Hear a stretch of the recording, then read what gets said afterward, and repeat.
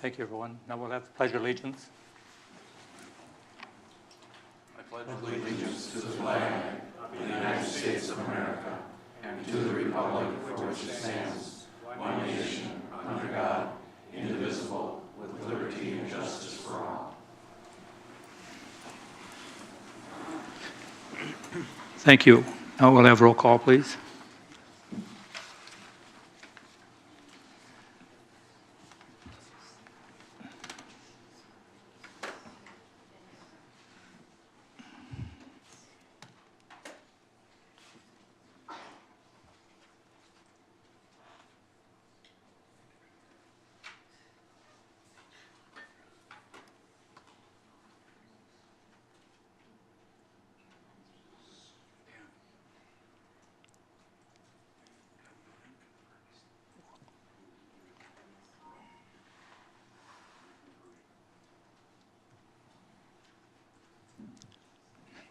Thank you, everyone.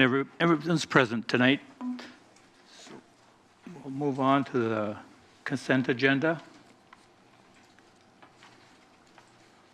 Need an approval of that.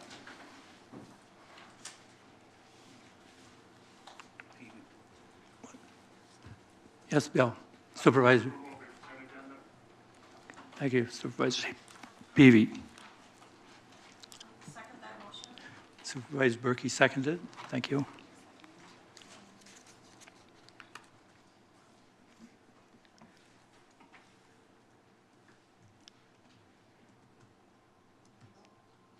There's no discussion.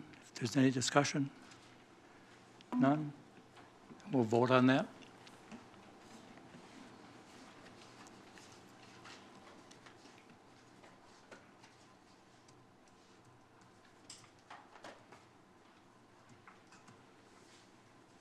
It passed unanimous. Thank you. At this time, we're open for any public comment at this time. As long as it's not on the agenda, we can have a public comment.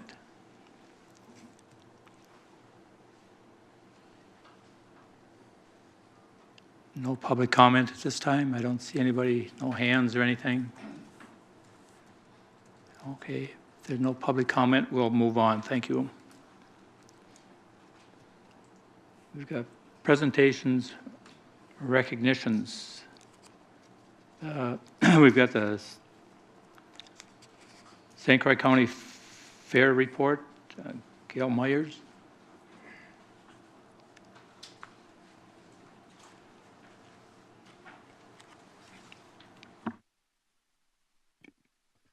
Good evening, Mr. Chairman, ladies and gentlemen of the board, and guests. For those of you who may not know me, my name is Gail Meyer, and I am president of the St. Croix County Fair Association. I'm very pleased to be here tonight to share a little bit about the St. Croix County Fair. Now, I've always been told that to break the ice a little bit, it's good to tell a joke or something like that. Well, my joke repertoire isn't very good. So I asked the grandkids tonight at supper, I said, do you have any jokes that Grandma can tell? And the only thing they could come up with was, why does the seagull live by the sea? Because if he lived by the bay, he'd be called a bagel. So, all right. So that's it. All right, I would like to explain a little bit about who we are as the St. Croix County Fair Association. The primary responsibility of the St. Croix County Fair Association is to act as the coordinating body between the St. Croix County Board of Supervisors, the St. Croix County Resource and Education Committee, senior citizens groups, the Association for Home and Community Education, and the Junior 4-H leaders. Further, the purpose of the fair is to manage, develop, maintain, and act as the rental agent for the St. Croix County Fairgrounds. Now, this is accomplished through a volunteer board of 12 elected directors plus 3 emeritus directors who, as a whole, or divided into committees, handle every aspect of planning and managing the St. Croix County Fair, who manage all non-fair events that take place at the fairgrounds. The board includes representatives from all the coordinating bodies I mentioned above.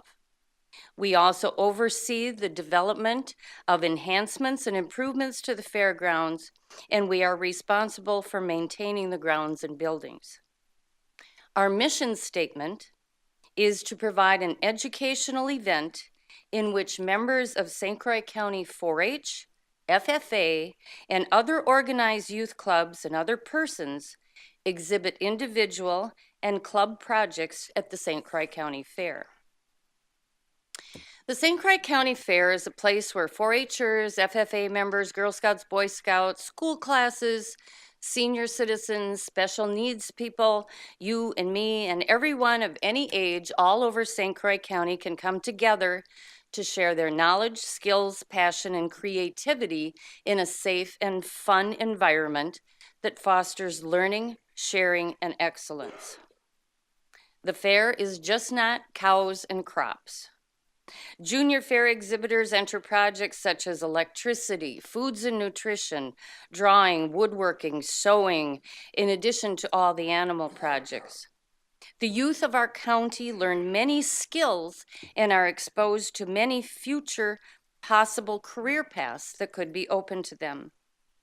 In open class, you'll find timeless skills displayed, such as gardening, canning, winemaking, and quilting.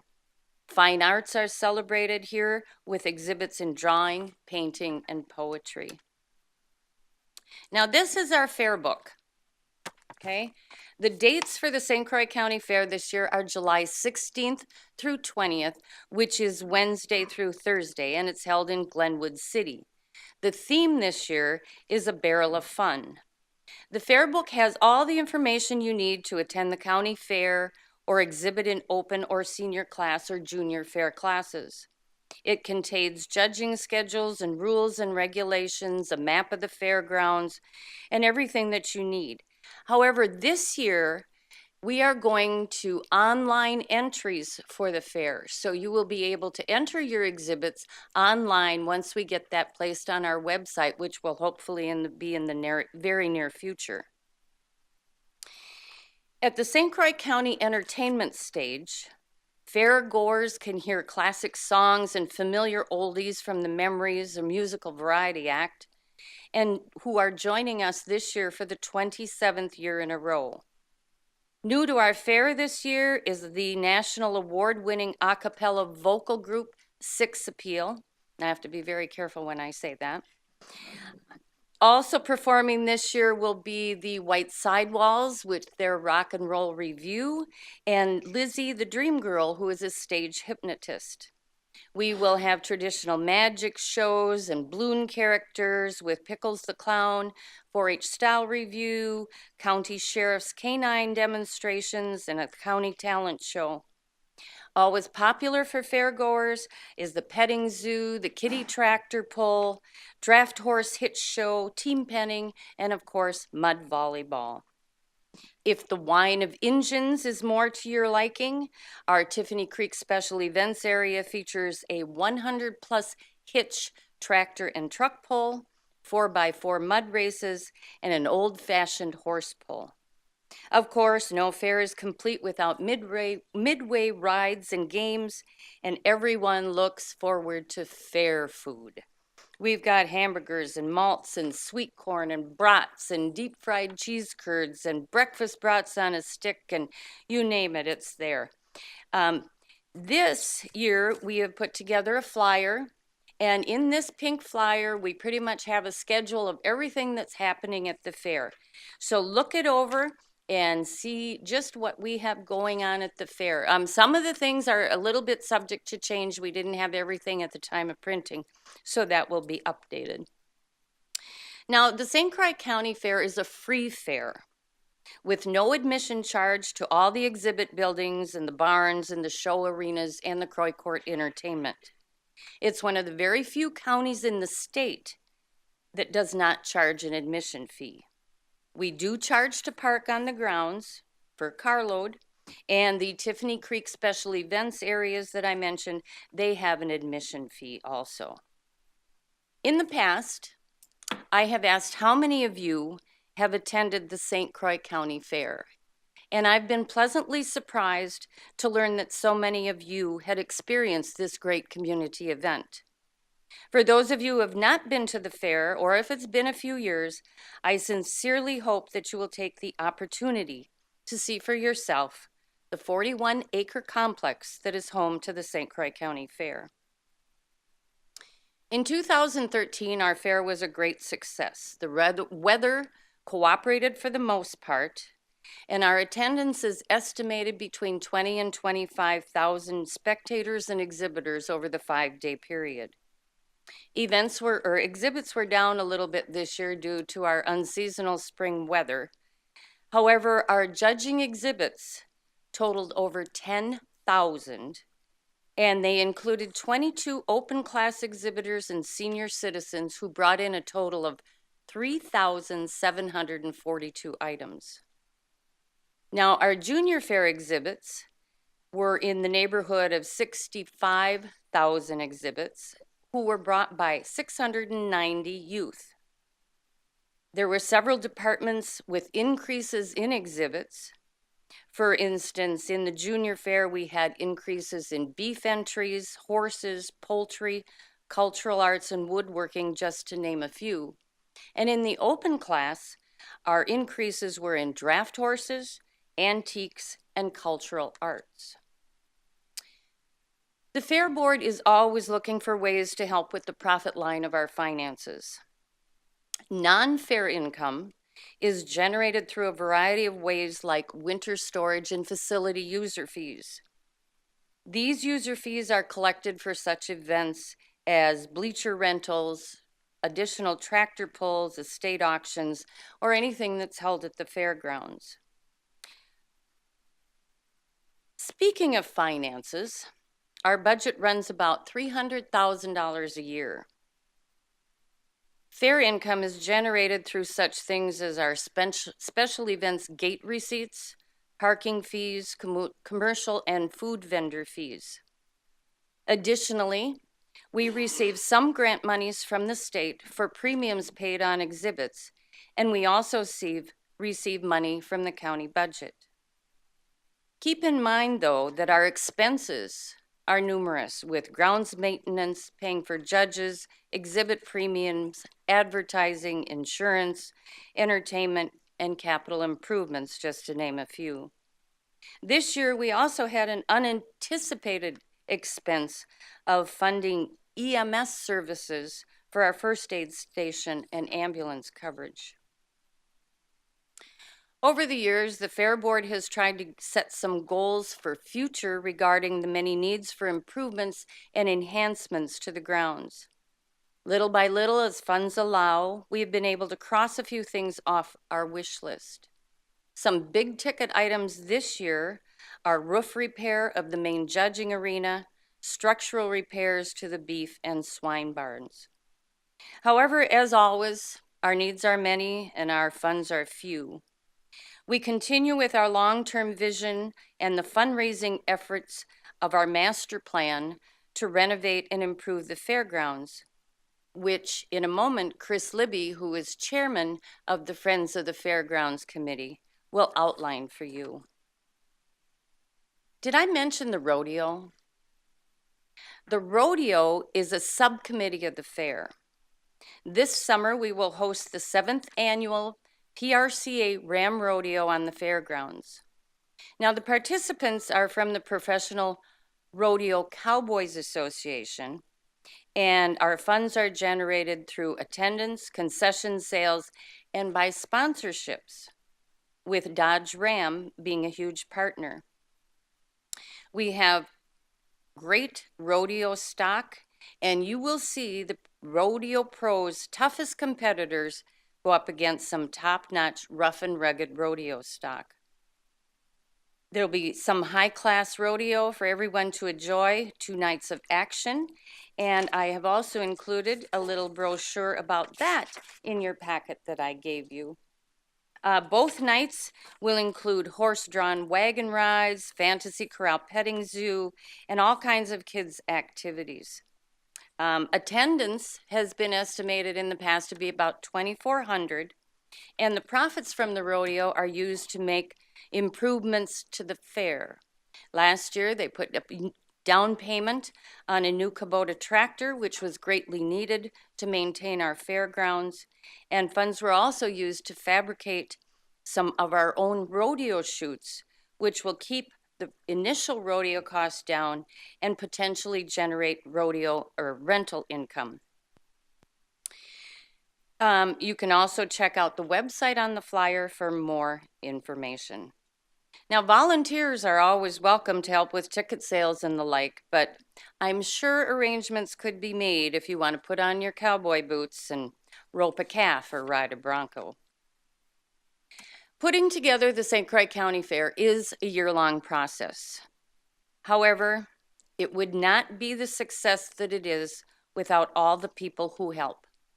Volunteers, extension office personnel, homemakers, 4-H Leaders Council, and of course, the county board representatives to our fair board. I would like to recognize and thank current supervisor Travis Shatner and former supervisors Rick Attino and Brian Hurchin. These gentlemen have played an active and vital role in our board, and we truly appreciate their participation. Last, but not least by any means, you, the St. Croix County Board, is also responsible for the success of the fair. With your continued financial support, St. Croix County enjoys one of the finest fairs in the state. I've said this every year, but it continues to be so true. This great community event impacts people all over the county. It's a great experience that is not offered at any school or job. It's a place for people to meet and socialize, to entertain and be entertained. The St. Croix County Fair is a summer tradition that is as relevant and thriving today as it was as its inception over 100 years ago. It cultivates curiosity, learning, creativity, and leadership skills in all youth who participate.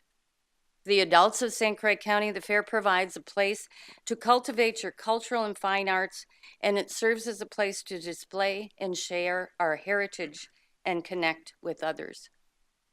What you help provide is an opportunity for all youth and people of all ages in our county to showcase their talents and accomplishments and to be recognized for a job well done. On behalf of the entire Fair Board, I would like to thank you for your continued support and invite you to join us for a barrel of fun as we celebrate this great community event, the St. Croix County Fair. Thank you.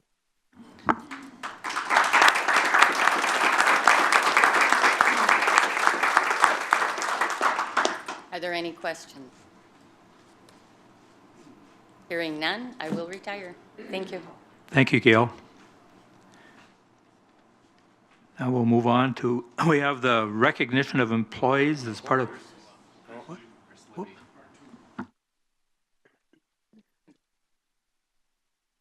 Sorry. Chris Libby? Chris Libby, Yep. yes. Okay. Well, it's a pleasure to be here. The last time I appeared was back in 2008 at the behest of Gene Roots. My role is president of Friends of the St. Croix County Fairgrounds. We were incorporated in 2008. We received our 501c3 status in 2009. And in 2014, we're alive and well with a 14-member board. And incidentally, there is, my presentation notes are in front of you if you wish to follow them along. So, what is our mission?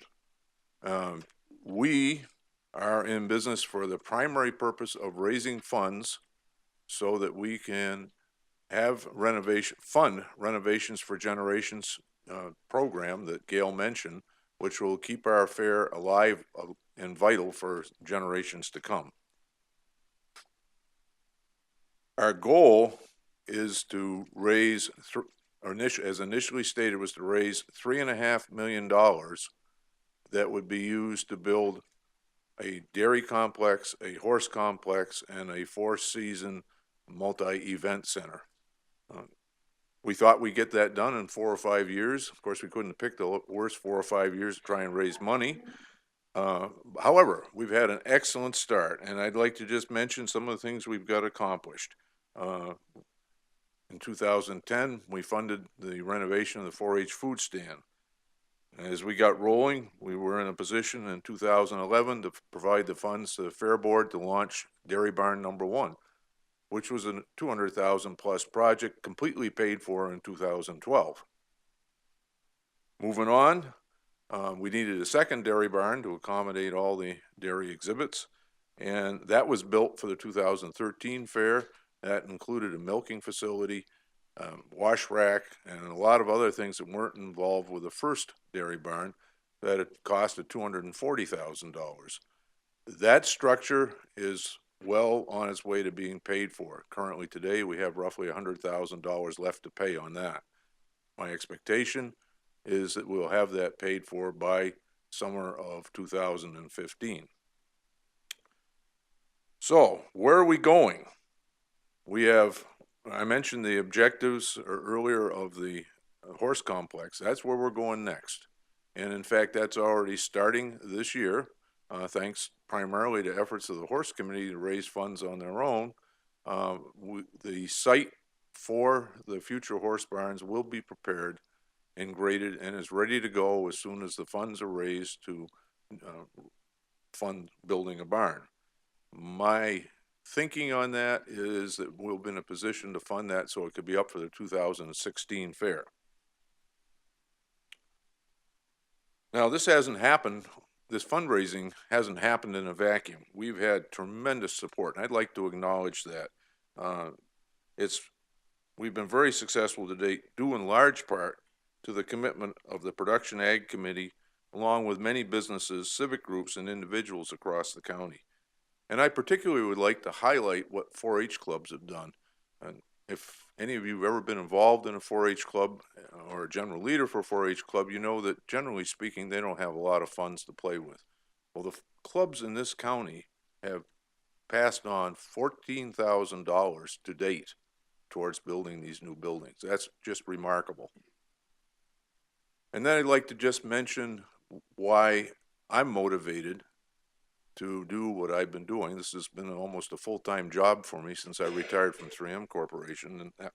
And that is, I think, very well summarized in the fundraising brochure that you have in front of you, but it goes as follows. Based on research conducted by Cornell University, it has been clearly documented that young people that choose to be a part of a 4-H club are more educationally motivated, have higher self-esteem, and communicate more effectively than their peers. And when they say then their peers, they're referring to peers in other youth programs. So the 4-H program is a very, very successful program. That's why I'm willing to put so much time and energy into it. I'd be willing to entertain any questions that you might have.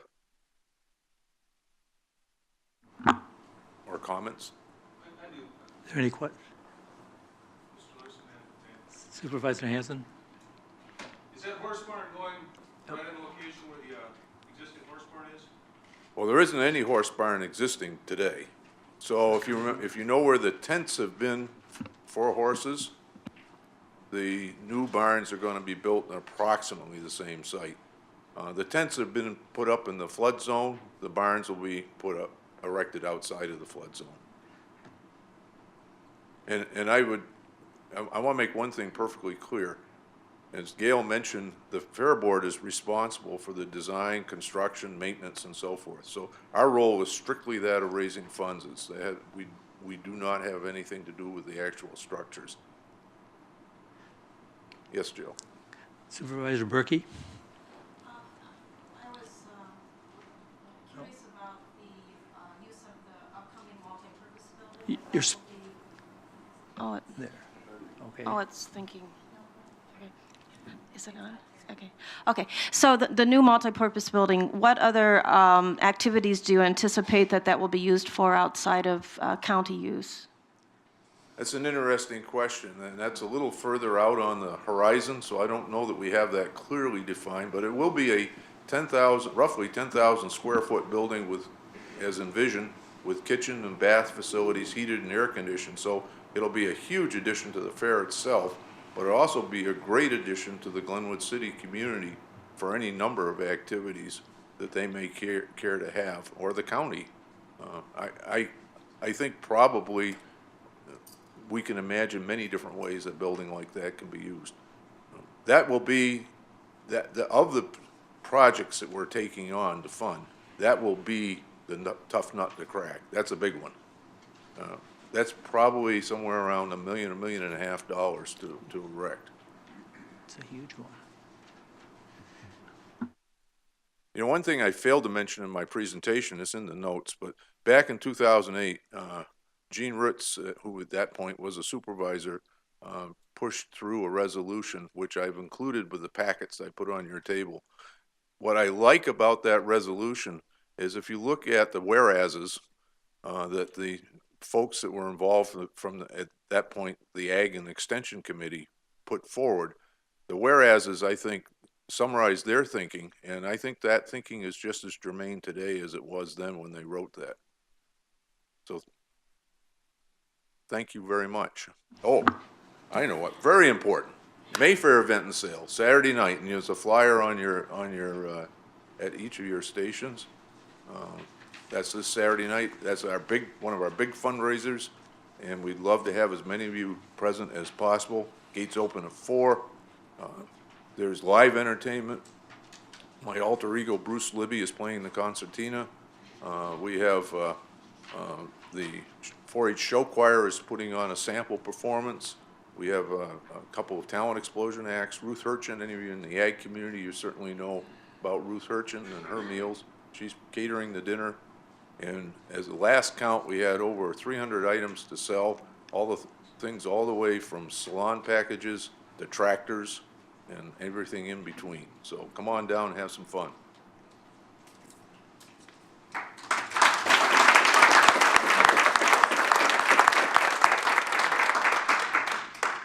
Thank you, Chris. Now we'll move on to number 2 on the agenda here, and that's the recognition of employees as part of the Public Service Recognition Week, May 4th through May 10th, 2014. Pat, are you going to speak to that? Sure. Thank you, Mr. Chairman. The week of May 5th through the 10th is Public Service Recognition Week, and the United States government, along with the President of the United States, has recognized this week for all the public sector employees at the federal, state, and local levels. And so the Staff Advisory Committee recently met, and we decided that it would be a good opportunity for the County Board of Supervisors to recognize those public service employees that work for St. Croix County, all 550 plus employees that work diligently day in and day out for our various county departments. This room isn't big enough to have every single county employee here to be honored.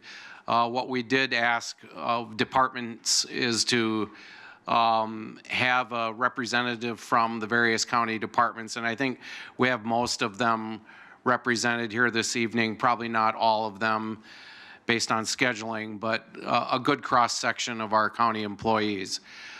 This week I also sent out a letter, it's in your packet, to county employees, just acknowledging their fine service to the county, thanking them, and recognizing the work that they do day in, day out. The letter is in your packet. We're also, as a small token of our appreciation, providing treats tomorrow or Thursday, I believe, to the entire workforce, which will be distributed through the various department heads. At this time, I'd like to read a proclamation that I would ask your approval of. and it reads as follows: whereas Americans are served every single day by public servants at the federal, state, county, and city levels, these unsung heroes do the work that keeps our nation working. Whereas public employees take not only jobs but oaths. Whereas many public servants, including military personnel, police officers, firefighters, border patrol officers, embassy employees, healthcare professionals, and others, risk their lives each day in service to the people of the United States and around the world. Whereas public servants include teachers, doctors, scientists, train conductors, astronauts, nurses, safety inspectors, laborers, computer technicians, and social workers, and countless other occupations. Day in and day out, they provide the diverse services demanded by the American people of their government with efficiency and integrity. And whereas without these public servants at every level, continuity would be impossible in a democracy that regularly changes its leaders and elected officials. Therefore, and Roger, I'll read this on your behalf, or do you want to read the final therefore? I can read that, Okay. Pat. Sure. And therefore, I, the Chair of St. Croix County Board of Supervisors, do hereby announce and proclaim to all citizens and set seal hereto that May 4th to May 11th, 2014 is Public Service Recognition Week. All citizens are encouraged to recognize the accomplishments and contributions of government employees at all levels, federal, state, county, and city. Thank you very much. At this point, I'd like to have Tammy Funk, the Human Resources Director, come forward and recognize those employees that are in attendance. Or at least stand up. Good evening. Yeah, it's a great honor to be able to bring employee representatives. Obviously, as Pat said, we weren't able to get one from every department, but we would at least like to acknowledge those that are here tonight. So we'll kind of start this way. We have Cindy Prokash, who is the Activities Coordinator out at the Health Center. Merlin Blaisdell is the Veteran Service Officer. Jody Frick-Formiller is the Human Resources Generalist in my department. Lori Meyer is the Clerk of Court. Lori Noble is the County Treasurer. If we go back behind them there, we have Dave Lewis, who is a custodian in our Facilities Department. We have Lisa Plunkett, who is a Child Support Specialist. Kathy Halverson, who is our Office Coordinator up in the District Attorney's Office. Way to the back, they're not standing. There are some department heads back there. We have Jim Ellsbury, the Facilities Director. Fred Johnson, Health and Human Services Director. Cheryl Oldo is a Lead Economic Support Specialist out at Health and Human Services. Katie Capon is our Child Support Director. Jim Williams is our IT Operations Manager. I'll turn this way. Up here we've got Todd Renault, who is the Assistant Patrol Superintendent out at the Highway Department. They chose to stand Jane Hansen, who is part of the Finance Department, but out at Health and Human Services. Pam Benson, who is part of Family and Children's at Health and Human Services. Ryan, I forget your last name. Sterry, sorry, from UW Extension. Tim Ramberg, Highway Commissioner. Kim Dupre, Application Analyst at IT, who is located out at the Health and Human Services Department.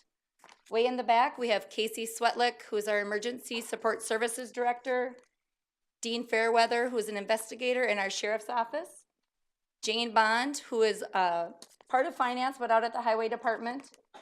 Kristen Ziliak, Senior Management Analyst in Administration. Tabitha Hansen, who is the Finance Director.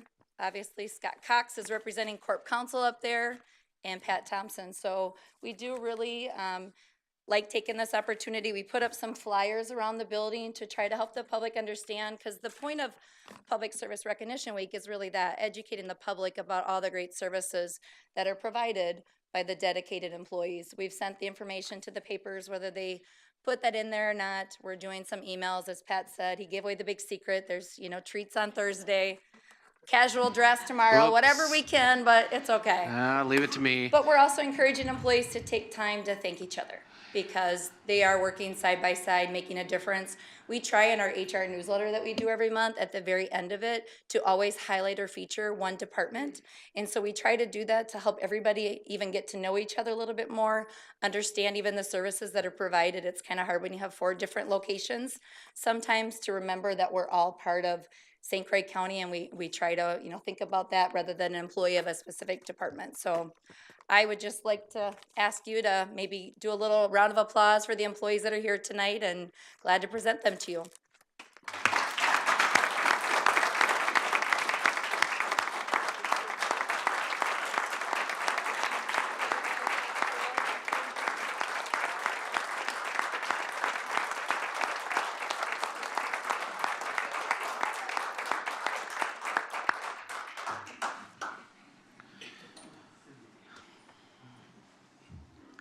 Thank you very much, Tammy. You forgot to introduce yourself in that group, and also Cindy, the county clerk as well, Cindy Campbell.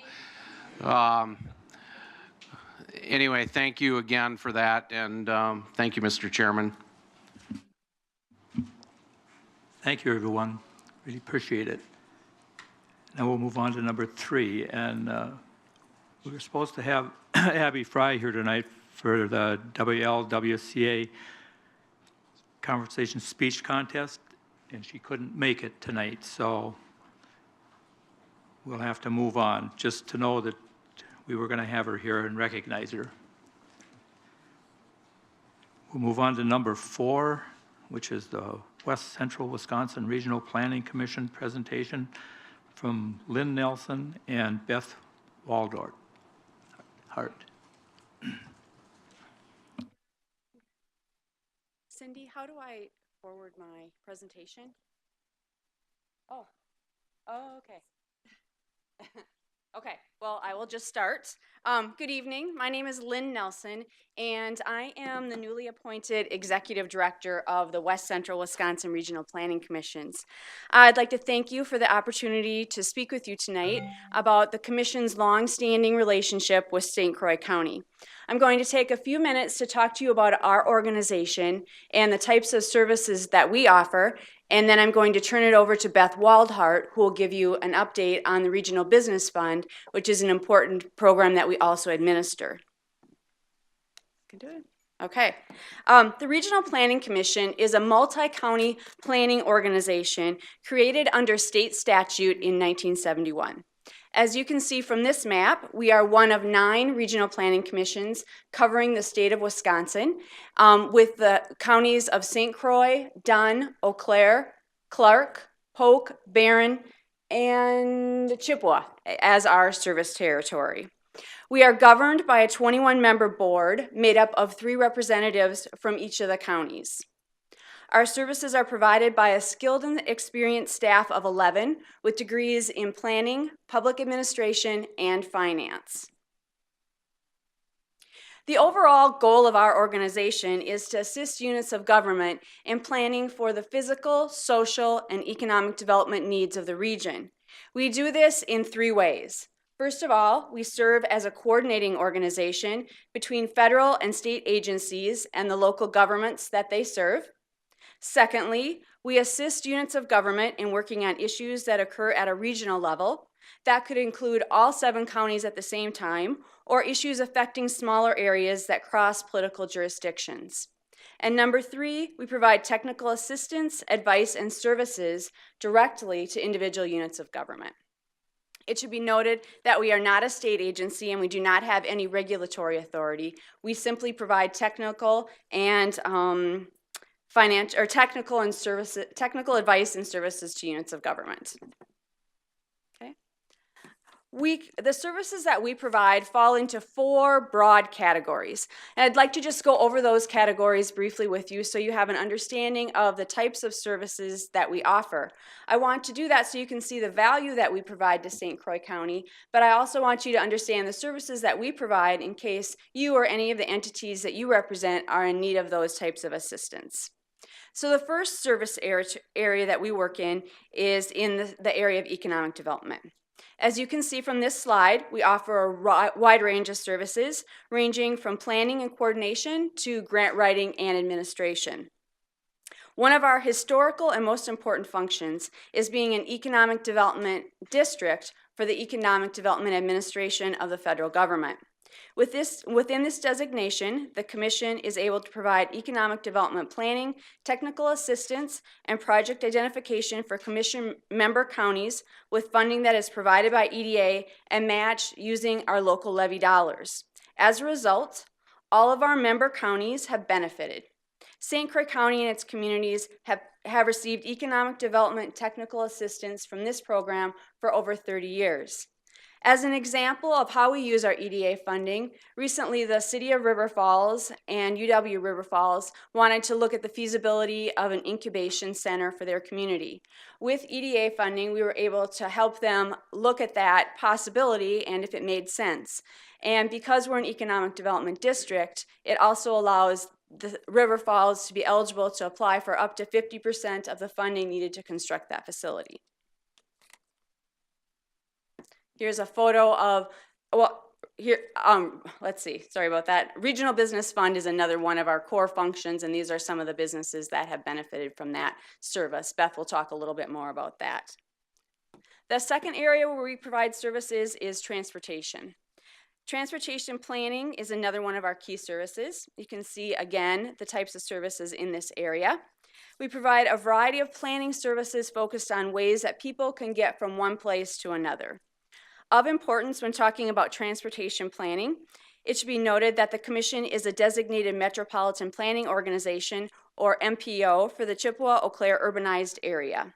The MPO is responsible for the development of the long-range transportation plan for the metropolitan area and the Transportation Improvement Program. Proper compilation and submittal of these documents is critical to the inflow of all federal and state transportation planning and project funds to the area. With just over $40,000 of local funds, the Commission leverages about $260,000 of federal and state transportation planning funding annually for the urbanized area and the greater region. Transportation project dollars resulting from this work are in the millions each year for the entire region. In other transportation work, we have also worked with Hammonds and Roberts on safe routes to school plans, and have submitted grant applications for Baldwin, Woodville, and New Richmond to do the same thing. There's some photos of work we have done with St. Croix Central School District. Okay. The third area that we work in is community development. These services range from comprehensive planning to hazard mitigation, capital improvement programming, outdoor recreation work, housing assistance, and placemaking exercises. For example, working closely with the St. Croix County Planning Department, in 2008, we obtained $171,000 in competitive grant funds for the creation of comprehensive plans for St. Croix County and 7 of its municipalities.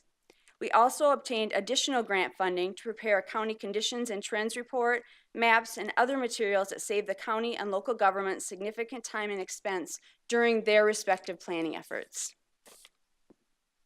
Here's photos. The final service area is conservation and mapping.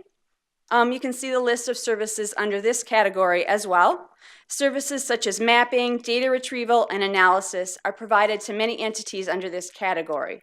Also of note is the Farm Fresh Atlas, which we have produced every year since 2011. 2014 was especially notable for St. Croix County, when a total of 16 county farms listed in the atlas, the most of any county in the region. Okay. I have now provided you with information on who we are and what we do, but I would like to leave you with why we do it.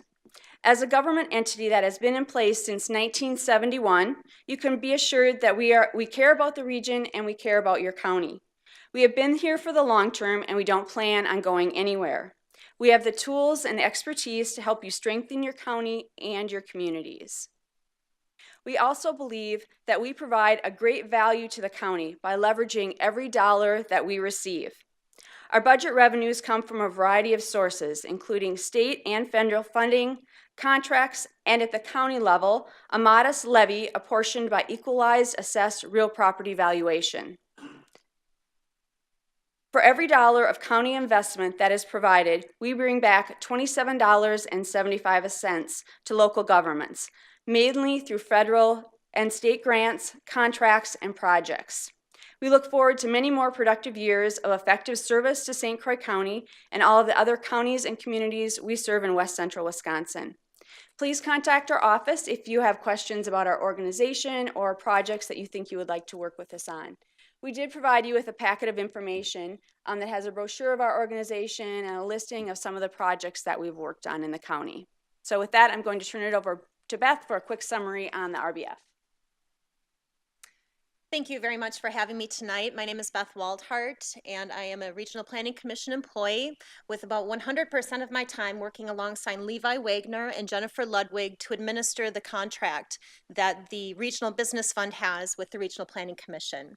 The Regional Business Fund itself was created in 1995 by the West Central Wisconsin Regional Planning Commission to house an EDA-funded revolving loan fund program, and it provided funding for a number of counties in our service area. During this time, staff at the commission administered this fund along with other community development block grant revolving loan funds in the 7-county region. In 2005, the Department of Commerce contacted the Regional Planning Commission to consider an effort to consolidate the 31 existing revolving loan funds in the region under the nonprofit Regional Business Fund, Inc. The consolidation into the nonprofit would remove the federal requirements, which would provide a more flexible and effective financing tool, and centralize the underwriting and administration of the fund, creating efficiencies and hopefully to strengthen the quality of the program. Lastly, it pulled together over $5 million in cash to be used across the region, allowing communities that didn't have revolving loan funds or had low cash balance revolving loan funds to assist business owners in their communities. As a result of the strong cooperation and hard work of the community members, the county officials, and former staff at the Regional Planning Commission, RBF began consolidating loans in 2007, which is with the official start date of the Consolidated Fund in May of 2007. The microloan program and the facade loan program, which were previously unavailable due to those federal requirements, became available in January of 2008. As you can see, $5 million in cash was consolidated along with $11 million in outstanding loans. And I'm about to go through the 4 programs that serve the financing needs of the businesses.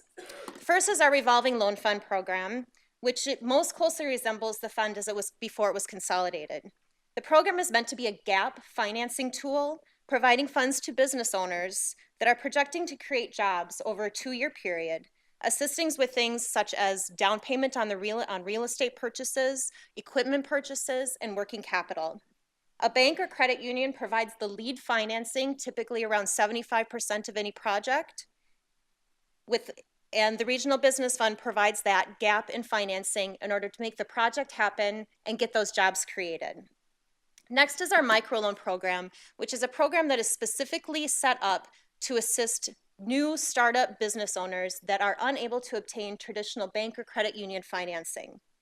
This program was created in direct response to the community members that were part of the consolidated effort, as this was a financing gap for those small communities to get small startup businesses started. Up to $25,000 can be used for the startup of a business for those individuals that have a strong business plan and dedication to their business.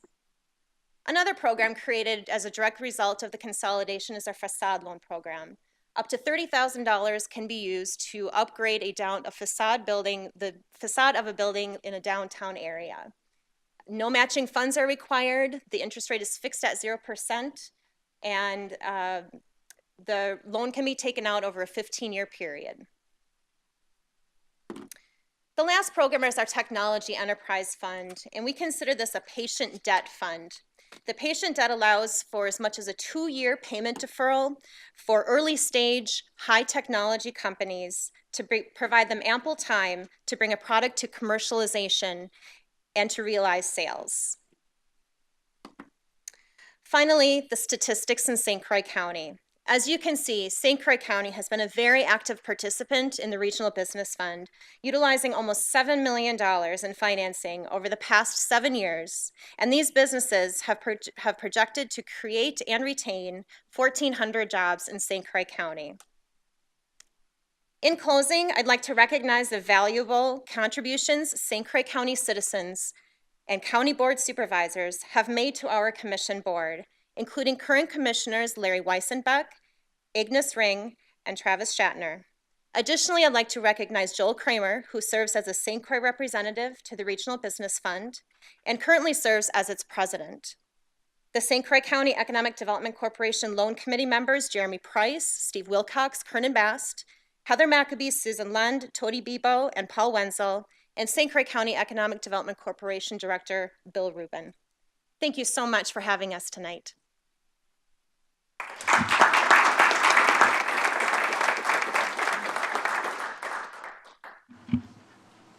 Thank you very much, Lynn and Beth. Is there any questions that anybody had for them? If not, we'll move on. No questions. Thank you. We have another, let's see, number 5 here is a State of the City report from the City of River Falls. And I didn't have it. Good evening. I want to do a quick introduction and then it's movie time.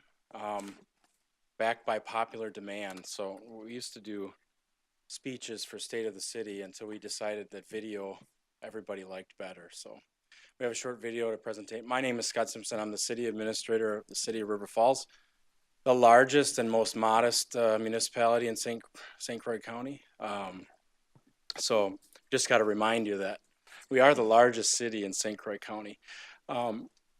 We have a short video that outlines some of our accomplishments and things that occurred in 2013, and then I'd be happy to speak a couple things happening in 2014 and answer any questions you might have about things going on in the city.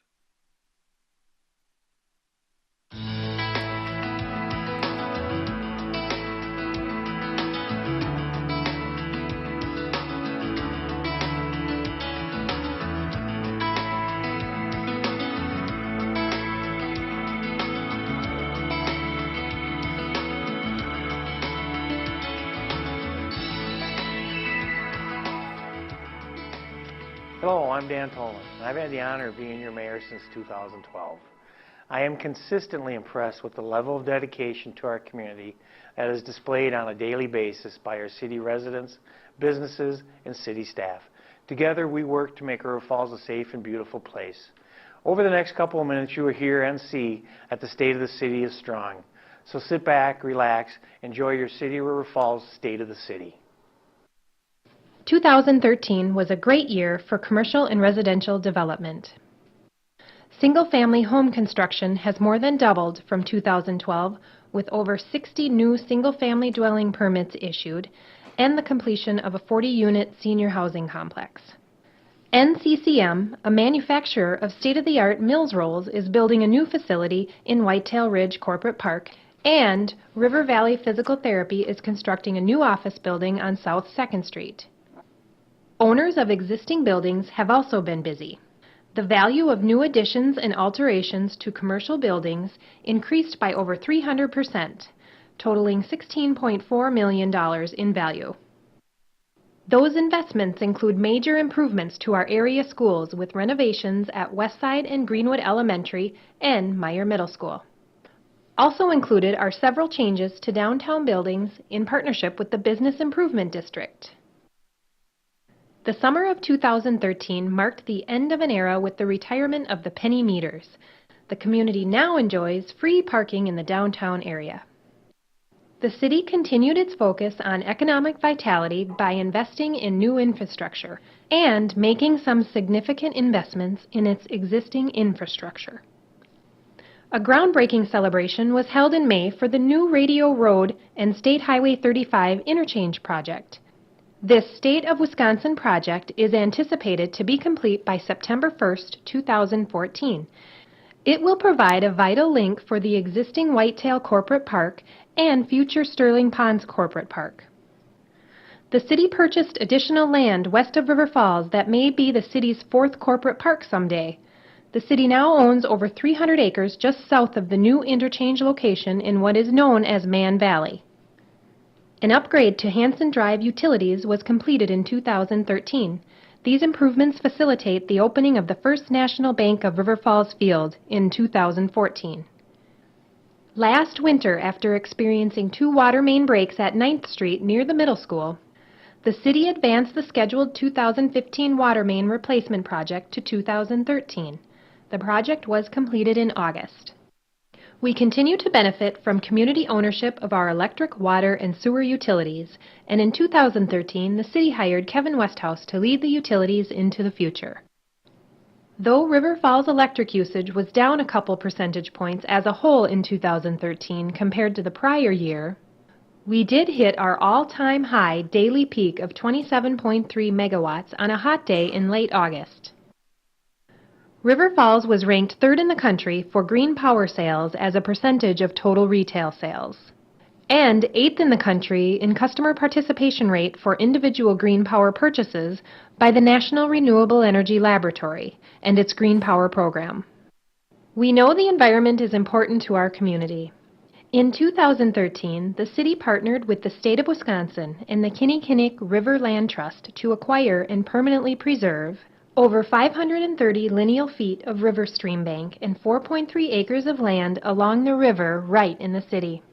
Another important partnership between the city and a local nonprofit celebrated the payoff of a city loan for the provision of transitional housing for families when Our Neighbor's Place made a final payment to the city in November. Our library remains a jewel of the community with over 186,000 individuals visiting in 2013. The library hosted over 140 programs, 152 story times, and 140 class visits. The library circulated over 352,000 items and issued over 840 new patron cards. The meeting rooms were used by community members for over 730 gatherings. The library continues to innovate with unique programs like Book Club at the Bar, where adults gathered for discussion and camaraderie. The police department also began an innovative new outreach program called Coffee with the Cop. This is an opportunity for citizens on a regular basis to have a chance to ask questions, voice concerns, and get to know our officers. In September, the fire department held their annual open house. The theme in 2013 was Prevent Kitchen Fires and Get Cookin' with Fire Safety. Attendees got the opportunity to check out the city's fire trucks and witness various demonstrations. This is part of the city's excellent fire prevention program that includes several visits to our community schools. The community benefits from our outstanding public safety agencies, including the River Falls Ambulance. In 2013, the city's EMS became the first in the state of Wisconsin to receive a critical care paramedic license. This is the highest level of service provided by any department in the state. The River Falls EMS negotiated a mutual aid paramedic intercept and coverage agreement with Prescott EMS. This agreement has worked very well for both communities. We are proud of our city services, and it is clear that the community is proud too. This year, the city conducted a comprehensive citywide survey. The results from the first ever comprehensive citizen satisfaction survey reflect the quality of services and pride in ownership the community has with them. Survey respondents ranked satisfaction levels high for every major category, including quality of city services and satisfaction with River Falls as a place to live. With a constant eye on the future, the City of River Falls looks back on 2013 with great pride in our accomplishments. We are thankful to all those who contributed to our success. We are ready to face the challenges ahead of us together with the residents, businesses, and community groups of River Falls.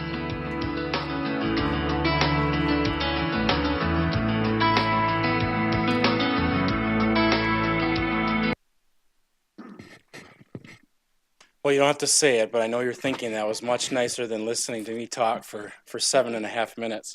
I did drop a copy of the latest City of River Falls newsletter.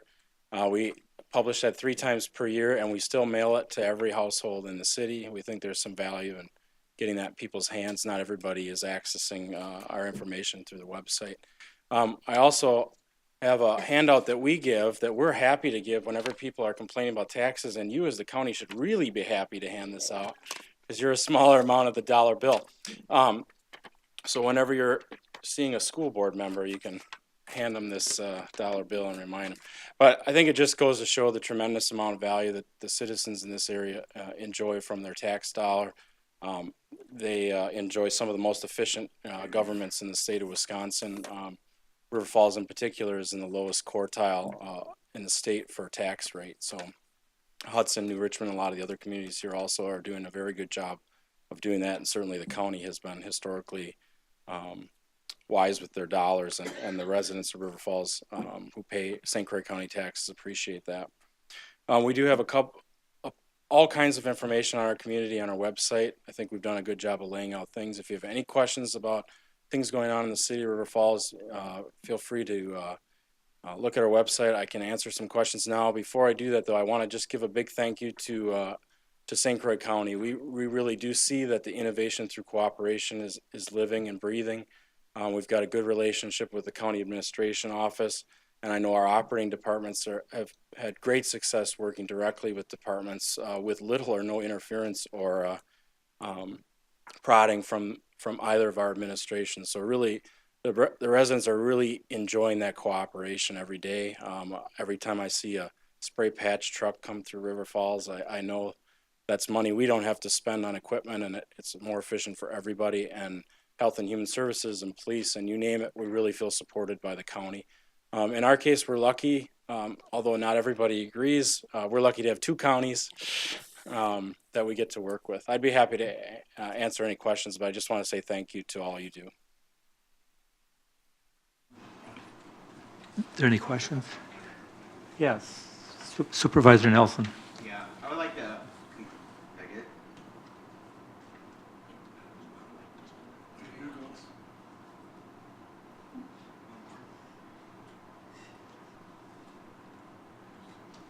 Okay. That baseball field he did is fantastic, and I'm umpired at the national level, and I got guys asking me about as far as doing Legion baseball, so that's going to pay for itself within a couple of years.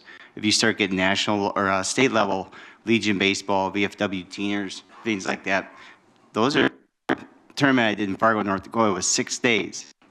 And one thing about Legion baseball parents, they like to spend money because they got to deal with their kids for 6 days. But it's what you did there is fantastic.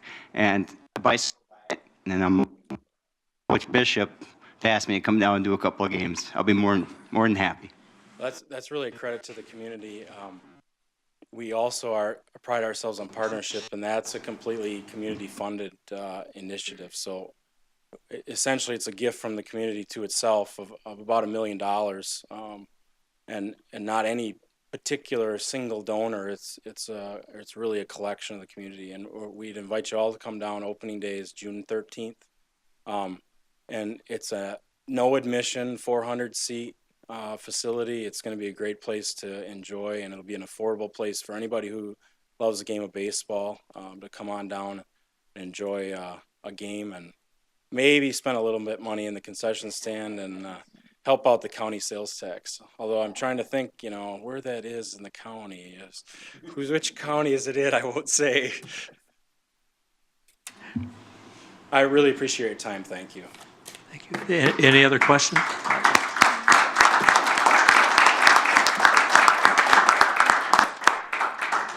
Thank you, Scott.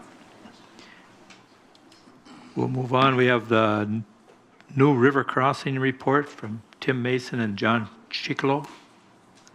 Did I have that right? Actually, I'm here with Kevin Western tonight. John couldn't make it. Okay. Thank you. Yes, it's a pleasure to be here. My name's Tim Mason. I'm a project development supervisor in the Eau Claire office for the Wisconsin DOT. And I've got Kevin Western here tonight as well. He's the bridge design manager for MnDOT. Our intent is to provide you a brief status update on where we are with the project. We've kind of broke the projects up into 3 segments. So I'll be talking about the Wisconsin approach. And then Kevin will talk about the St. Croix River Bridge and then the Minnesota approach. So the Wisconsin approach, we started our construction in March. We've got a contract with H. James and Sons. They were doing 24-hour operations. After this construction season, the goal will be to have the alignment graded from Highway 35 at the Bluff up through County E. And then they'll also build an overpass on Highway 35 over the new alignment of Highway 64. That's what will be done this year. Next year, we'll have another contract in place, and they'll do similar. They'll do the grading from County E up to 150th Avenue, and also the overpass of County E over 64 at the interchange there. And then in 2016, they'll come back in and they'll pave the entire thing that they've graded. And then, so then once the traffic is swapped onto the new alignment, we'll be able to go back in and complete the shared use path in 2017. And here's a map of it on the next one. You can see down at the bottom, right where 35 is, you can see that pond. The pond has actually been completed. That's where they're at right now. They've got it topsoiled. They're also working on the bridge on 35 that goes over the new alignment of 64. And they'll be working on that green portion up through the interchange.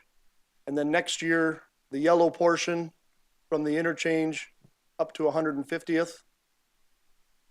And then in 2016, they pave that entire segment. We currently have a detour for Highway 35. It runs along County V and County E. And right now, I'll show some photos of the construction of the bridge on 35, but they'll be placing the beams for that bridge next week. And they hope to pour the deck for the bridge in June and have it open by July. That's the current schedule. Right now, they're meeting that schedule. And then once they have that bridge completed, we'll be able to open up 35 with no detour. So here you can see, if you're standing on Highway 35 looking south, that's where the new bridge will be. Highway 64 will run, the river's on the right, so it'll run underneath Highway 35 there. They've actually poured both abutments, and they poured the first wing today. You can see here, this is looking to the north. The same alignment from Highway 35 looking north. You can see the green wings outside of the walls. Those are what they poured today. They poured one of those wings. Hey, this picture was obviously taken about a week and a half ago before we got all the rain. But this is, they're working on some of the side slopes that kind of slowed down some of the grading last week with all the rain that we had. But they've started topsoiling the slopes, and they've topsoiled that the pond that's there as well. There's just some, this is the pond just to the east of that new bridge.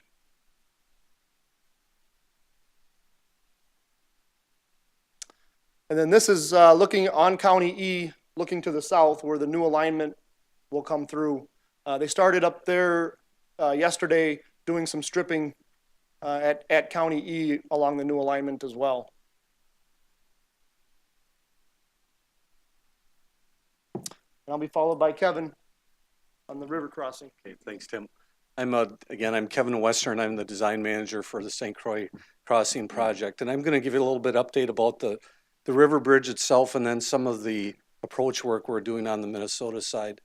So on the screen, you're seeing a couple different things. One, the red is calling out the river bridge itself. So that's the extradose spans, the cable spans of the river bridge. As we get off onto the approach, we have actually 3 different segments of bridge. We have on-ramps and off-ramps, and we also have mainline that is actually 2 separate box structures that go to an abutment. And so that's really the river bridge itself, all of that connected together. Then there's also a Minnesota approach coming up to it as well. The status where we're at, we were very concerned about noise on the project, and we purchased piling early. So as we were placing these piers on the Minnesota approach this winter, we wanted to make sure it was done before May 1st. People, nice weather, they wanted to open their windows. So we were very successful for that, except for 3 piers. We had some utility problems that we were unable to relocate those utilities until a few weeks ago. So on your screen, you've got the green squares are piers that the footings are in place. We're actually erecting the columns on top of those footings. The blue is showing footings that are complete, and the red are ones that are just started under construction, and the white ones we haven't started on yet. So you can see right in the middle, the 2W, 2E, Pier 1 on one ramp and Pier 2 on the other ramp. Those are piers that we're just getting going on. But otherwise, we've made a lot of good advancement on the rest of those projects. So those components. So this is a view from the river taken about a week ago or so. So you're looking at Pier 7 and 8. Pier 8 is the first river bridge, the extra dose piece of the bridge in the river. And so those are the blades going up, and you'll see some additional photos on that. But the other 2 piers back farther on shore, that's Pier 7. Those are part of the work of the Minnesota approach spans as we're coming up to the river. So here we're out at Pier 9, and this was the first pier that we're actually out into the middle of the river. Pier 8 is very close to shore. There was a causeway that was built that gave the contractor some more ease of access to get out and build those piers. But so these 2 piers, you're going to see a lot of barge traffic out in that area. And actually the 2 bottom pieces, the 2 pieces that kind of flare out before we form a constant blade shape as we go up to the rest of the main part of the bridge, those parts are in place, but those blades are ones now very important to them. It goes quickly in those pours. We do about a 2-week cycle or so. So you're going to see a very quick change if you're watching from the river. Piers 8 and Pier 9 as we move up, and also Pier 12, which is the last one in the river on the Wisconsin side of the river. So a couple things to be aware of. Even like Tim mentioned, we get to July, the bridge is going to be open 35 over 64. There's still going to be the need to access on that side of the river. Contractor needs to get down and build the abutment and build the pier on that side. So he has to get concrete and rebar there. So there's still going to be some signing for construction going on. So make sure that just to let everybody know there's still safety concerns. It's still going to be a construction zone as we go forward. We also have the pier and abutment on the Wisconsin shore are founded on very large piling, 24-inch piling. Those are going to be driven this summer. So there's going to be quite a bit of noise when those get driven. We believe that's going to be in the July and August timeframe. We also have some tree cutting that's going to take place in that area, just in the footprint of where the river bridge is going to be. We're very concerned about the environment. We've got very limited tree cutting that's going on. And we're doing clearing, but not grubbing. We're making sure the roots stay in place, and that'll make sure that we keep the slope stable. Again, June timeframe, mid-June timeframe, driving the piling probably July and August timeframe as we go forward. Could you start the video, please? Part of that's the other, sorry. Part of our project development is we worked with the with our bridge design contractor to put together a schematic showing how the bridge would be built based on a construction schedule. And the requirement was for the contractor to take that, adjust for his means and methods if they had a change. And so basically we have this video that shows the whole construction schedule from starting November of this last year up to July of 2016. It's very important for us to see the different aspects of the project going up to make sure that we don't have pieces, that we have interactions that don't go together, but it also helps for us to show the public a little bit what segments are going to be built when, is a communication tool. So that's, thought I'd just show that today to give you a little bit of highlight. I don't know if you could pop the screen. It's kind of, I should have said that beforehand, I'm sorry. Made the screen bigger. So it's a split screen, so the part on the top is showing the spans in the river, the piece on the bottom are showing the spans on the Minnesota approach going up. So in the end, we're going to have, it's going to be a pretty busy summer in the river, getting piers built. Piers 8, 9, and 12 will be almost completely constructed. And there's some segments that get erected. They're actually being built down on the Mississippi River and going to be barged up and installed. So it'll be pretty interesting to see that. There's only a few of the segments, maybe 20 to 30, are going to be installed this fall. So that'll be interesting to see. Next summer will be crazy. We've got probably about 800 segments that are going to be put in place. So it'll be an interesting time to get out and view this pretty amazing construction activity that's going to be going on. You know, so we're, again, the plan is that the bridge will be done late in 2016. It's got a couple more seconds as we get through. So the green one, green highlights, those are the activities that are going on during that month period of time in the contractor schedule.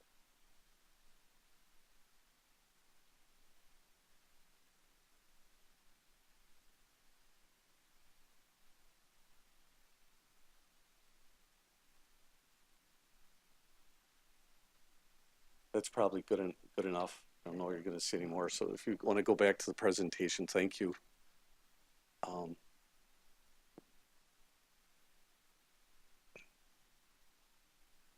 So as Tim mentioned, we also have another piece of our project. So there's a design build project that was let the summer before last. And that's what we're in the middle. That's okay, I can get there quick. That's what we're in the middle of constructing right now. There was if you use this facility, you know that part of 95 was built. We've got that in place. The ramp is in place, but there's a lot of activity that's going to be going on. It's critical for the businesses along 36. We're repaving all of the frontage road. Utilities are being redone. We also have new intersections that are going in at Osgood and Greeley. We're doing this all in stages. We're keeping traffic open in all directions. We're keeping traffic open to the businesses. So that creates logistic issues. And anyhow, we're in the middle of that right now. If you go through that area, you understand. So again, we apologize if there are some delays as you're going through that area, but this will be all green by the end of this fall, except the little piece that connects to the river bridge. Otherwise, that part gets done about the same time as the river bridge.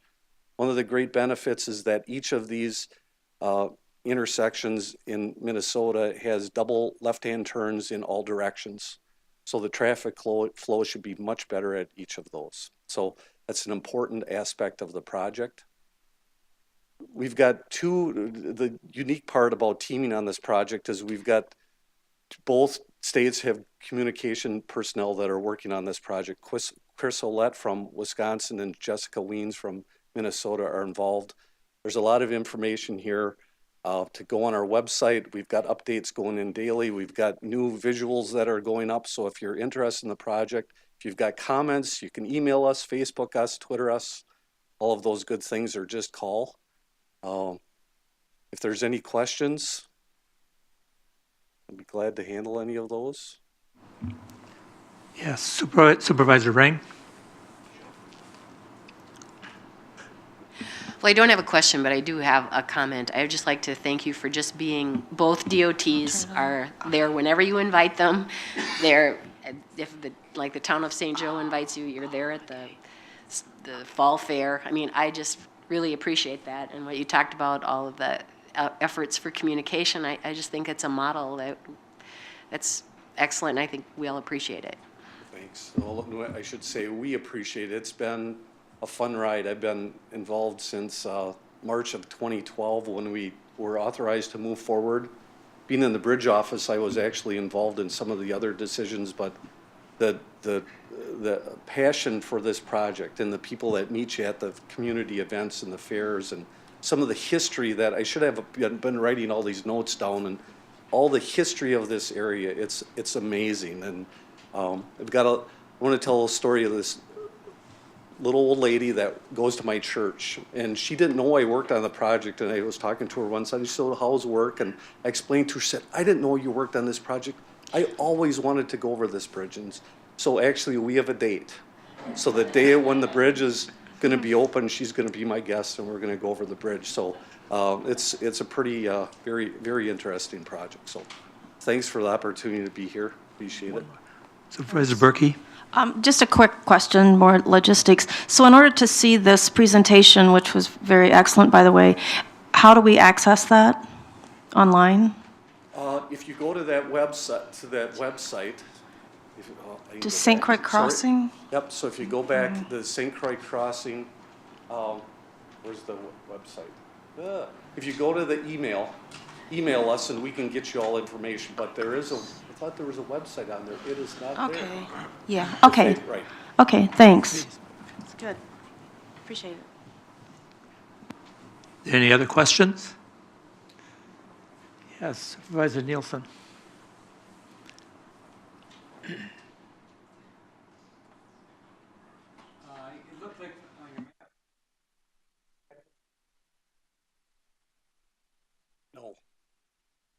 No, just the intersection. There is not a bridge at Osgood. So there's a bridge at Beach Road. So there was a Beach Road bridge originally. There is a new replacement bridge there, but each of those intersections are still at grade intersections. There will be lights, yes, at Osgood.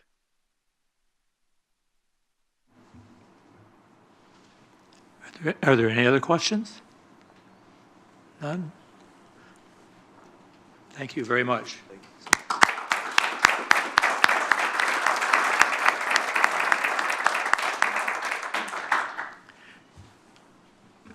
I think at this time, maybe we'll take maybe a 5-minute break, take a recess before we get into some more presentations. So is everybody comfortable with that? 5 minutes long enough?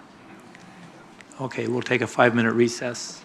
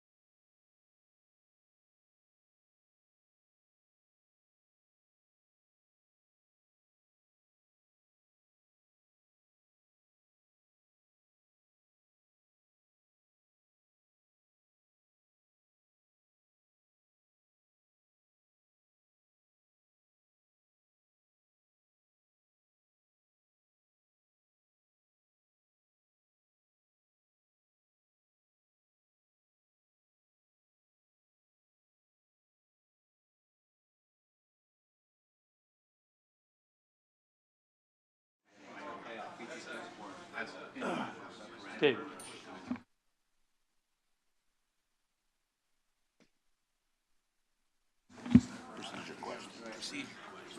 Hmm?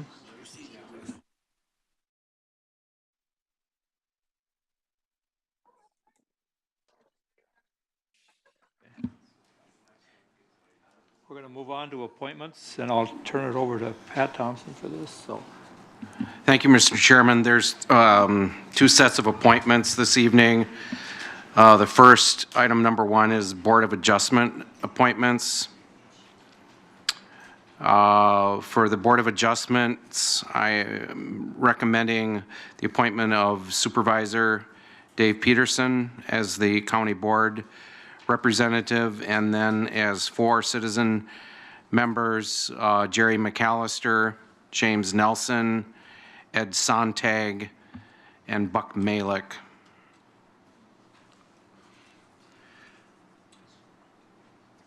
do we have a motion to approve those? Supervisor Brinkman, motion? Supervisor Osnes, second?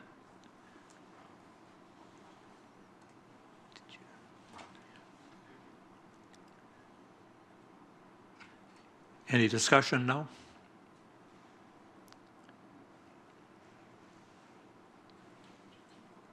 No discussion?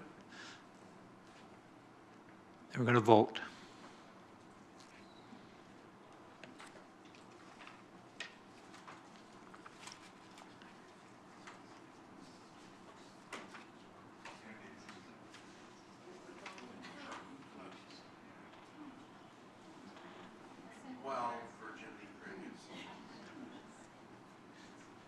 And it was unanimous. Thank you, everyone. Thank you. The next set of appointments I'm going to read off in a group, and the standard procedure is to vote on them in a block, but it's up to the board if you want to separate. If you want to separate any of them out and vote on them separately, that's the prerogative of the board. I'll read them off. The first appointments are to the County Traffic Safety Commission, 2 of which are county board supervisors. There's some citizen members. Chuck Mells, representing Education and Medicine. Eric Johnson, representing Law. Kristen Saylor is an optional appointment. She's on staff. And the 2 county board supervisors, Supervisor Bill Peavy and Supervisor Steve Nielsen. It's for the County Traffic Safety Commission. The next is the Land Information Advisory Council, 1 county board supervisor, recommending the appointment of Supervisor Dan Hansen to the Land Information Advisory Council. The next is the Lower St. Croix Management Commission Partnership Team, 1 county board supervisor, recommending the appointment of Supervisor Agnes Ring. The next is the Squaw Lake Rehabilitation District, 1 county board supervisor, recommending the appointment of Supervisor Dave Osnes. The next committee is the St. Croix County Economic Development Committee, 3 county board supervisors, recommending the appointment of Supervisor Dave Osnes, Supervisor Agnes Ring, Supervisor Travis Schochner to the St. Croix County EDC. The next is the St. Croix County Fair Board, which we heard a lot about tonight. 3 county board supervisors, recommending the appointment of Supervisor Paulette Anderson, Supervisor Steve Nielsen, and Supervisor Jill Berkey. Next committee is the West Cap, West Central Wisconsin Community Action Agency, 1 county board supervisor, recommending the appointment of Supervisor Dave Osnes.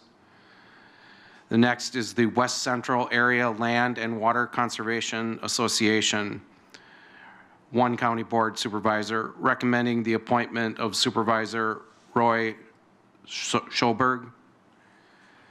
The next is the West Central Wisconsin Regional Planning Commission, which we also heard from this evening. The appointment of 2 county board supervisors and 1 citizen member, recommending the appointment of county board supervisors Travis Schochner and supervisors Agnes Ring, and the citizen appointment of Larry Wiesenbach. I believe Larry is here. He was, anyway. Thank you, Larry, for being here. The next is the Willow River Rehabilitation District. 1 supervisor, recommending the appointment of Supervisor Chris Kilber. And the last appointment is to the Health and Human Services Board. 1 supervisor to fill out the term of Supervisor Larson, recommending the appointment of Supervisor Ron Kiesler. That's it, Mr. Chairman. Do I have a motion to approve those? Motion by Supervisor Peterson. Second? Supervisor Osmus. Is there any discussion? No discussion? Then we'll vote on that.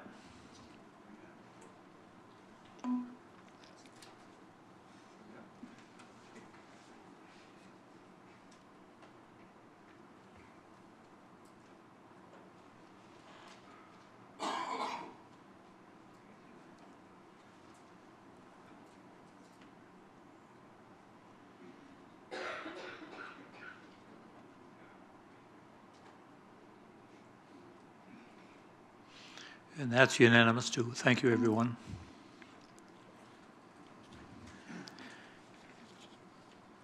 Now we can move on to the administrator's report. Thank you, Mr. Chairman. I'd like to call on the finance director to give a report on the monthly financials. Hello, just a few key points as we look at the financial report. The first page, the expenses. Key thing running through that is the library allocation is just slightly different. Again, that was the Act 150. Those funds were fully 100%, but we had that motion to pay up to $40,000. We didn't pay up to exactly $40,000 to reimburse those libraries not reimbursed by the joint library. So just to reassure that all library funds have been expended. Secondly, the debt service fund payment looks really high. Our debt payments are due April 1st. So again, debt payments were made according to budget, but timeliness-wise, we had to make them in March, so no concerns there. It looks like it's 382% over. Again, this is an example of how a payment is due, not on a 3/12 budget basis, but it is due based upon a pre-approved debt schedule. Another change, or that I would note on your capital, is that there's a miscoding. So your facilities total is not $4,735. It should be $66,836. And the government center renovation line is not $155,504. It's actually $93,054. An expense for the cooling tower hit the wrong account line. That has since been corrected. One other addition is, it says HHS total, there's zero budget, but there's $149,650 spent. What that is you'll see a budget amendment coming up forward. There's a 2013 carry forward of a project. HHS is implementing their electronic health record system. There's been an extraordinary delay in the project, and so these expenditures were not made in 2013. They will be made in 2014 as the product is delivered. Those are my key points. Unless anyone has any questions I can answer. Tabitha. No questions? Excuse me, a question here. Supervisor I wasn't Stolberg. quite tracking what you had to say about the library fund. Could you give Sure. me a line item so that I could read? Yep, what if you're you look referring at the, it's right here on your page, it says municipal library allocation. Shows like 1.1,925,000. We expended 1,116,397. There's 2 numbers that make that up. There is the actual reimbursement, the ACT reimbursement that's required that we do for the libraries, and then separately there was an up to $40,000 item that was done by Supervisor Malik last year during budget, and that was to reimburse the 4 libraries that had a negative impact due to the Hudson Joint Library no longer reimbursing those libraries. So the county reimbursed those libraries, so there's 2 separate expenses in there. So I just wanted to point out that the libraries have been fully paid as approved by the board. Maybe I'm missing a page. The only entries I see about the library are showing 1,116,925. Correct. There's 2 numbers that make up that number. That's a total number. Okay, where are those 2 numbers represented? They'd be back in all of our budget details that are in your online budget book. Okay, thank you. Supervisor Osmus. First of all, thank you for your time last Friday. Our 10 minutes was extended considerably. With the library, did I understand you to say that the county in fact paid the $40,000 out? Yes, we did. I just didn't want to show that it doesn't look like we'll never fully expend the 925. We'll pay what is on here. The libraries have been fully reimbursed as they asked. When did those 3 checks go out, if you don't mind They me went asking? out. They've gone out. Do you know when they have? Because I've just got through talking with the 3 directors in the past week, and they hadn't received anything. No, they should be out. They've hit our books. We did the ACT reimbursement at the end of February, and then after the Corporation Council's report the first part of March, those expenses have gone out, and they've hit ALIO. They would not appear on this report if the expenses had not been made. So Okay. they should maybe just check with their financial person, or if they have questions, they can always call our office. I'm sure they probably will. Sounds good. Thank you. Are there any other questions? Thank you, Tabitha.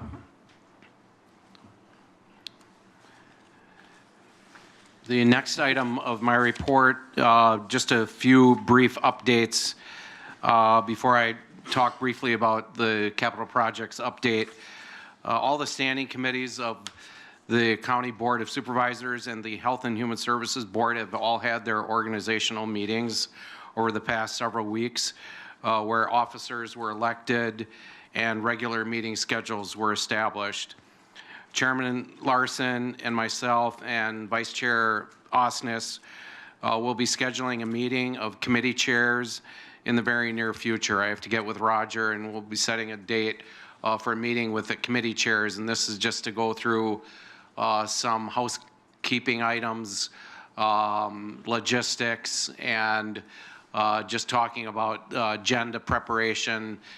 We have a list of about 5 or 6 items that we historically have met with the new committee chairs, and so I'll get with Roger in the next few days, try to set that up in the next few weeks.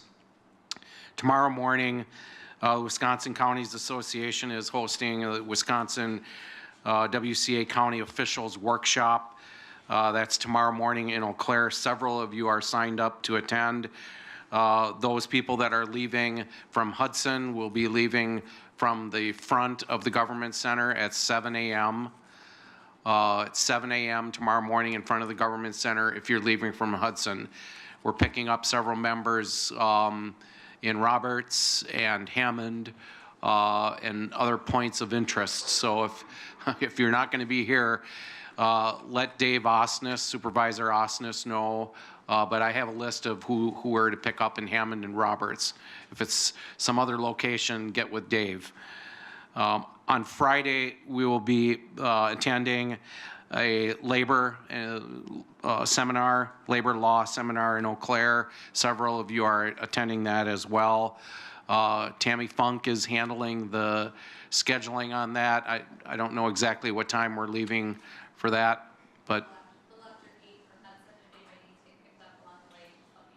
okay, leaving at 8 on Friday from here.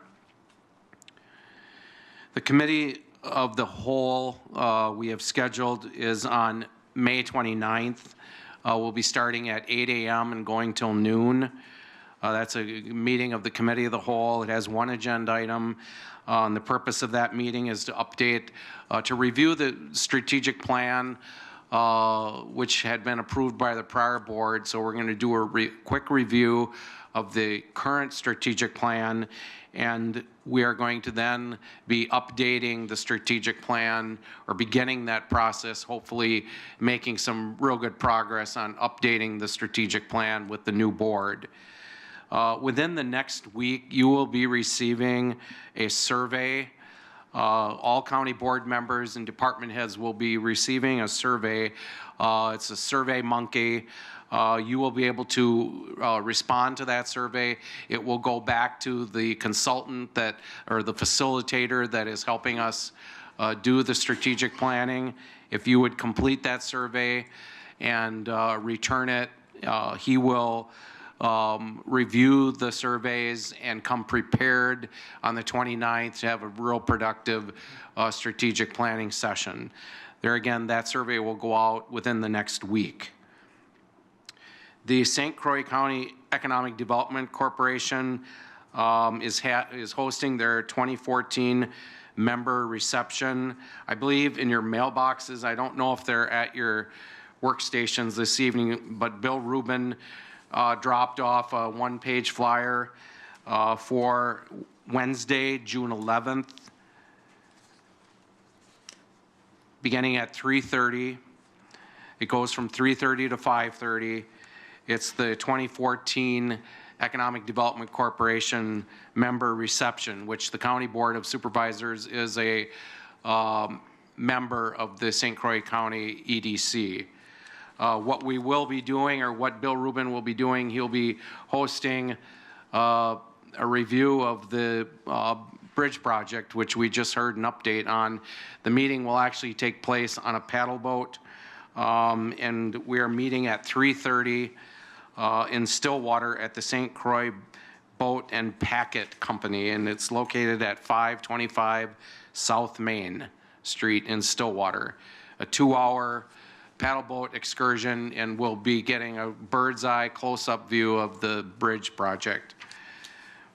Just a brief update. Oh, excuse me. Please respond to Nita, who is Bill Rubin's administrative assistant. And either this evening or in the next few days, if you stop in at the clerk's office, Cindy should have these in your mailbox. I think Bill Rubin put them in there. A brief update on the Baldwin Ag Center. The county is in the process of completing the RLP, which is a request for lease proposals by the USDA FSA. This is a requirement of the United States federal government. If they are to lease space, the owners of the property must complete a RLP. We are in the process of completing that. It is due June 6th in Washington, D.C. We're in the process of completing that.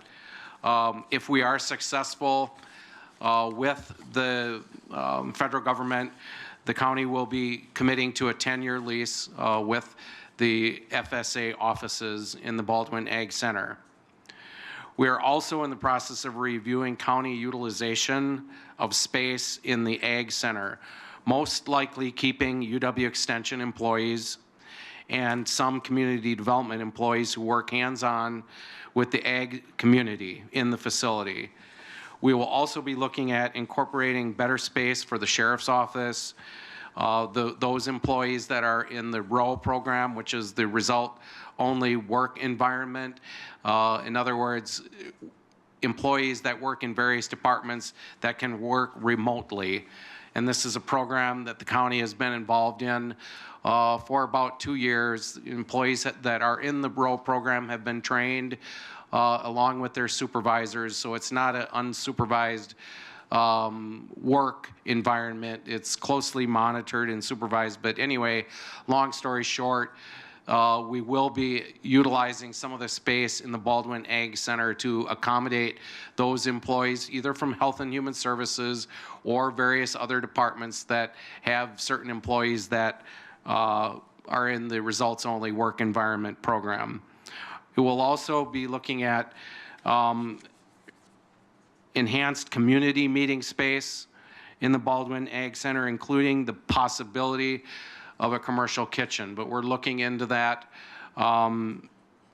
But the whole concept is to provide, and we heard this through our community listening sessions, how important the community meeting space is in the Baldwin Ag Center. So we will continue that practice and make those rooms user friendly for the public, and they will be able to use those at pretty much any time that once they reserve that space. Speaking of UW Extension will be announcing soon the new hiring of a county Conrad agent. I participated in the hiring and interviewing process. Took place last week. I am not at liberty to announce the hiring decision because it's a state UW Extension announcement, so I can't preempt them, but they will be making that announcement very soon.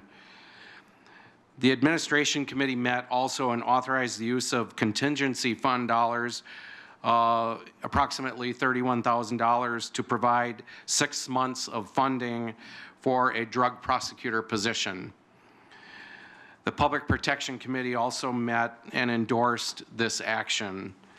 The bylaws permit the Committee on Administration to approve contingency fund transfers if they are less than 10% of the department's operating budget, which this is.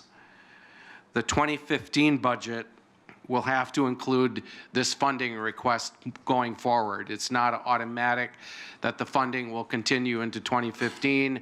It will be part of the budget submittal process, and you will review that this August, September, October, November, when we go through the budget approval process.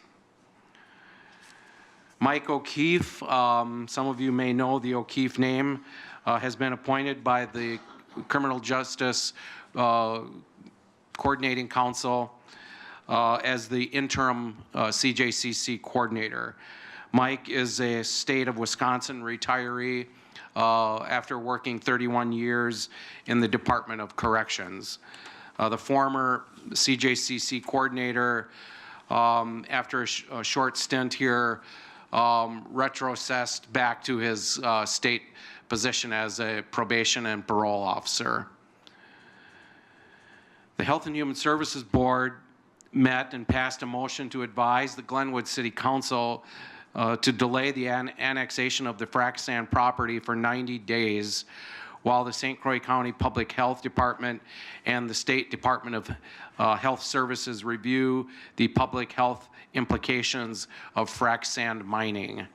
That's a 90-day advisory motion to the Glenwood City Council to delay their annexation process. Two budget amendments will be coming before you at the June County Board meetings, at the June County Board meeting. They're both coming from the Health and Human Services field and the Aging and Disability Resource Center. Both of these budget amendments will be heard at the next Administration Committee meeting, May 21st. One is a budget amendment of $889,000 to increase funding in the Department of Health and Human Services Children's Services Work Unit to provide additional services to approximately 36 children in St. Croix County. This will facilitate an increase in the number of children being served in our county. It requires a budget amendment because these funds are not allocated in the 2014 budget. The Health and Human Services Board has already acted on this. It will be heard at the May 21st Committee on Administration meeting.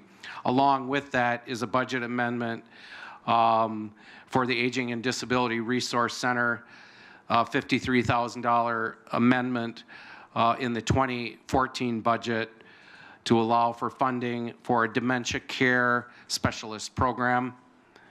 We also have received $80,000 in grant funding for the same program in 2015. So that also will be included in the 2015 budget, but to receive these dollars in 2014, we need to have a formal budget amendment. There again, the ADRC and Health and Human Services Board will have acted on this. The Committee on Administration will take it up on May 21st. Lastly, a brief note on the capital projects update, which you have heard about before, focusing on two of the projects, the Health and Human Services and Emergency Communications projects. The Health and Human Services building, many of you have gone through the facility, some of you on the Health and Human Services Board and Aging and Disability Resource Center Board will be also touring the facility in the next few weeks. That project is near complete. We're on schedule for completion by the end of June. As part of that project, we will then be demolishing the existing Health and Human Services facility. The second part of the capital projects is an update of our emergency communications center, the 911 dispatch center, which several of you have seen. That project is complete. Phase 2 of that project is a complete replacement of the public safety communications system improvements, all the radio infrastructure throughout the entire county. Also included in the first bonding for capital projects is the excuse me, no, I take that back. I'm getting ahead of myself. I also wanted to speak about the healthcare center project, which is included in the second component of capital projects. The Health and Human Services Board met this week and authorized a study of the market analysis for a new nursing home, along with the architectural design for a new nursing home, which will include a 50-bed healthcare center along with a 40-bed CBRF, assisted living unit, and a 10-bed regional behavior center. So it's a 50-bed nursing home, 40-bed CBRF, and a 10-bed regional behavior center. There's two bonding timelines that will fund these projects. And those are shown on an attachment that you have at your desks.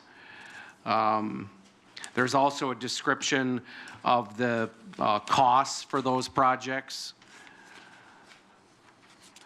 The land sale proceeds of $3.3 million were used to fund the communications center expansion and a portion of the costs of the Health and Human Services relocation to the St. Croix County Services Center in New Richmond.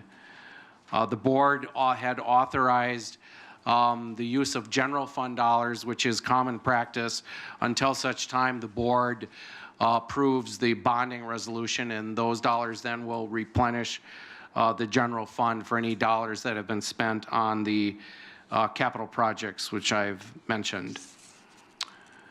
The schedule for those bonding, the resolution authorizing the bond sale will come before the May 21st Administration Committee.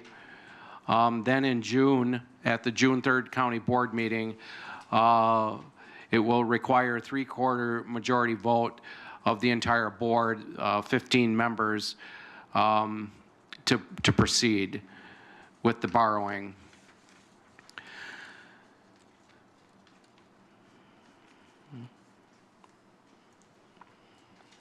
And then the healthcare center bonding timeline is also included as well. At this time, the total costs of the project are unknown. We have estimates, but once we have the market analysis completed and the architectural design completed for the facility, it will include a defined scope and project costs So that bonding will most likely take place in 2015. The first bonding will take place in August of this year to cover the 911 projects and the New Richmond build-out, along with the jail center renovation, government center parking lot, and IT upgrades. And those projects are highlighted on the two-page handout that is at your desk. That is it, Mr. Chairman, for my lengthy report. Thank you. You're welcome. Could I? Questions, Supervisor Brinkman? Mr. Administrator, regarding the Baldwin Ag Building, is this a change of positioning on your previous announcement of moving employees out on September 1st? Or are you still planning to go that route? Because of the discussion that we had at the administration committee regarding the intent to engage the federal government on a long-term 10-year lease, and I'm assuming that we will be successful in that lease. That's an assumption on my part, but we're going to do a darn good job of completing that RLP. I think the federal government, I think they appreciate the relationship that they've had with us, and they like the space. I don't think they want to move. So if we have a 10-year commitment for the building, we're going to be in a long-term, we're going to have a long-term presence in the facility. So it requires the utilization of that space. So yes, to answer your question specifically, it does represent a realignment of staff and keeping the UW Extension employees along with a portion of the community development staff located in Baldwin, those employees that work directly with the agricultural community, along with as I mentioned, space for row employees along with the sheriff's substation. Right now, the sheriff has a small presence in the Baldwin Ag Center. We would be looking at possibly increasing that space somewhat for the sheriff's office. So yes, to answer your question, it does. Thank you. Yep. Supervisor Berkey? Okay, a couple questions. Just to follow up with Supervisor Brinkman to Pat. If indeed at the end of the process for the lease with the feds, some discussion in the administration committee is that hopefully that is going to happen, and I feel optimistic about it as well. However, if not, I still I think that the committee also discussed the fact that we own that building and we want to keep our ag extension folks there and as many of the community development employees as well. But to follow up with that too, and that is, have you had a discussion yet or someone from the admin department with the employees so that there's not the unsettledness about whether or not they're going to be moving? Not specifically with the, excuse me, not specifically with the all the employees that work there. I have had discussions with Ellen Denzer, the director of that department, along with the extension co-chairs, Marie and Joanne. But we have yet to notify all the employees of this pending discussion with the board. Okay, I just... But we will The sooner very soon. we can move on to that, Yep. I think that it will reduce some Anxiety. uneasy feelings, so. And the other question with regard to the replacement of Pete King, is Yes. that position the same position, duties, et cetera, or is that a different position? It's the same position. It's the same position, Mhm. okay, thank Yep. you. Yep. Supervisor Schachner. I just have a question on the process for the nursing home. It was my understanding that we had what was the difference between the approval that we were pursuing earlier and the state approval that we're going to be pursuing now? I'll call on Tabitha to explain the property incentive application process. The options that were reviewed yesterday at Health and Human Services, one of them was the property incentive application that we had done. The approval that's listed on your timeline in front of you from the state of Wisconsin is anytime you change the structure of your home, there's inspection and there's requirements that they have to come in. So we have to get their approval of not only our designs, our front end, but once it's constructed, again, final approval before any residents can come in. So it's more regulation, licensing approval, along with the design, separate from the property incentive, which was funding for the program, but that was a downsize that was 50 down to 40 bed and was found to be not financially sustainable.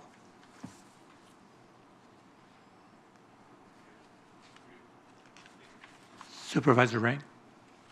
I have a question on the health and human, or on the nursing home.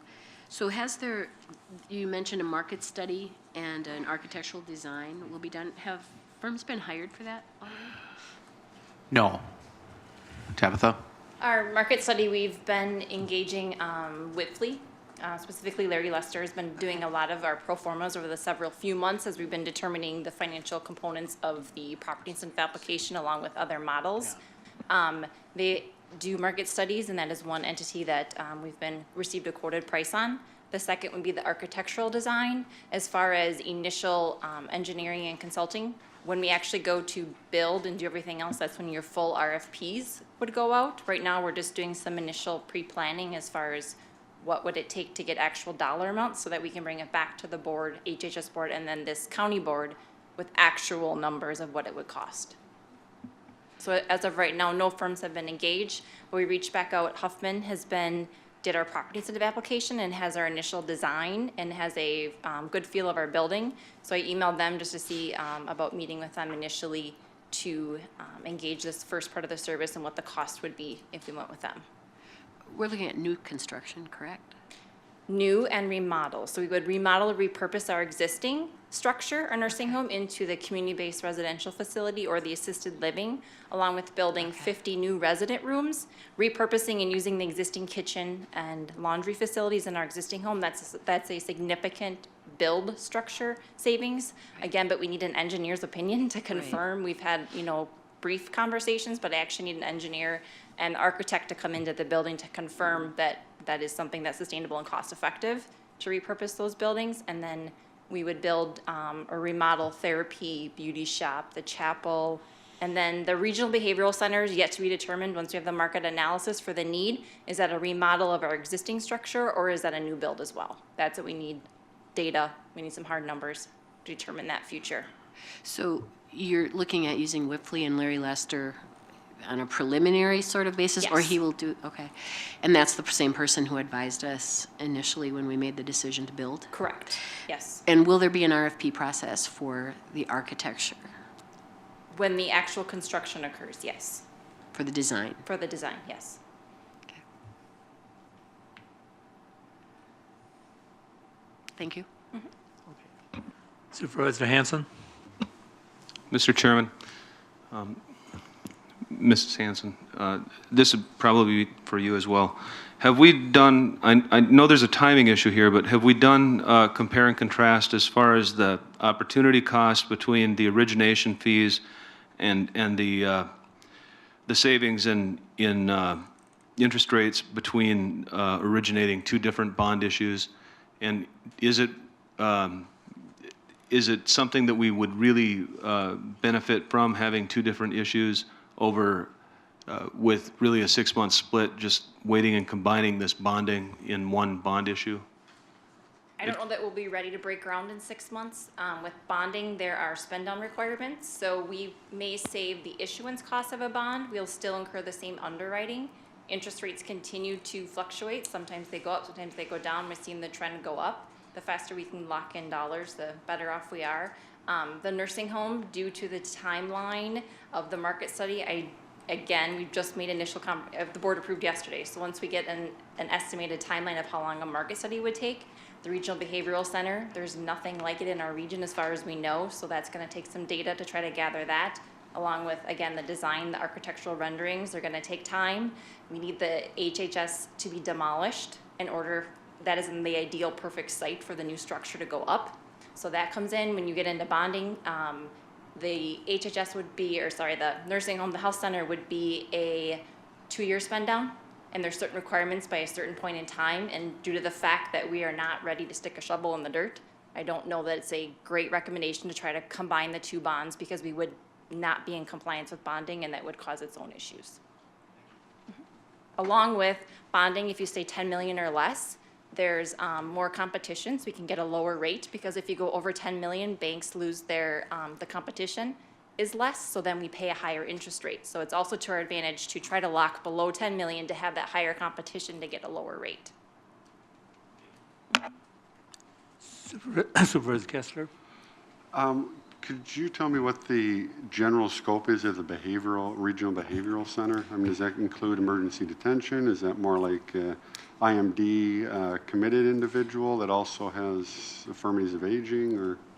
Not looking for the Institute for Mental Disease, the IMD, looking more for crisis stabilization, those higher behavioral needs. It's in partnership or collaboration with the ADRC, Aging and Health and Human Services, looking to contract with other counties or continuous, the family care provider, to provide that stabilization bed for those residents that cannot go on a psych hold or cannot go to the commitments, but are unsafe to be around other residents. You can't just put them in like a nursing home. So trying to find, all along for this health center, we're trying to find a niche. We think this is our niche. So we need to study it and to see if we can get 10 contracted beds and what that looks like. Meeting with other counties, having conversation. We've already had conversations preliminary with continuous. There's interest there. Is there other interest with other counties to partner, other entities, hospitals? I think that's all there. We need time to explore that. Are there any other questions? Supervisor Nielsen? I don't know this for sure, but a nursing home has to be all on one level, right? So this building will be one level? Is anybody able to answer that? Our existing structure is 2 levels. Okay. The new model for health centers typically are neighborhoods, and that's what our property incentive design is. It's like more of a home-like feel. So they're like hubs, they're kind of rectangular. There's different shapes, some are triangles. Typically, you do a single level due to the staffing of it. So your RN is only on 1. Right now, we have to have 2 RNs because you have to have an RN per floor. So most new structures do build single for that staff savings. I'd be curious to know, if somebody's got time to do a calculation, the amount of square footage we'll need for this 50-40-10 proposal. We have 10 acres of land, I believe, available. The 50 is what we're looking to build. The 50 resident room. The 50, 40, and 10, correct? We're not building, we're remodeling or repurposing the existing nursing home for the 40-bed CBRF. We currently, in our home, we have 60 rooms. So we're looking to tackle 40. Again, that's going to be based on the market study. The 10-bed regional behavioral center, maybe a remodel of our existing structure or a new build depending upon the need. Because also the regional behavioral center is going to focus on dementia, and it really ties into the state's initiative for dementia need across the state. So what are we tearing down? We have to demolish Health and Human Services as pre-planned, and then we can attach right onto the building. And again, need the architectural rendering to determine what is the best place to attach to the building and those type of things. Thank you. Mm-hmm. Question. Supervisor Brinkman? So have we abandoned the last plan that we got approval from the state? Because I remember that being, if you went over 40 beds, you got nothing. Health and Human Services we presented yesterday, so we reviewed that with them. The property incentive was trying to incentivize you to downsize. When we did the pro formas over the last several months, we've counter-argued back with the state numerous times to try to get the funding or try to get them to allow us to continue with our 50, because we're 50 beds, we're full with a waiting list. So going down to 40 beds isn't in our financial interest. So what we're pursuing now is non-property incentive, go on our own and build 50 bed. So will there still be money available from the state to build this? No property incentive dollars, it would just be the payer mix. So we'd have Medicaid, Medicare, private pay like we do now. And how much money then are we foregoing from the Supervisor Brinkman, turn your speaker on, please. How much money then are we giving up in state aid? We are saving a loss. So the property incentive numbers, it's a conditional approval. So we have the potential to have a take back of $1.1 million if we don't meet the state's 67%.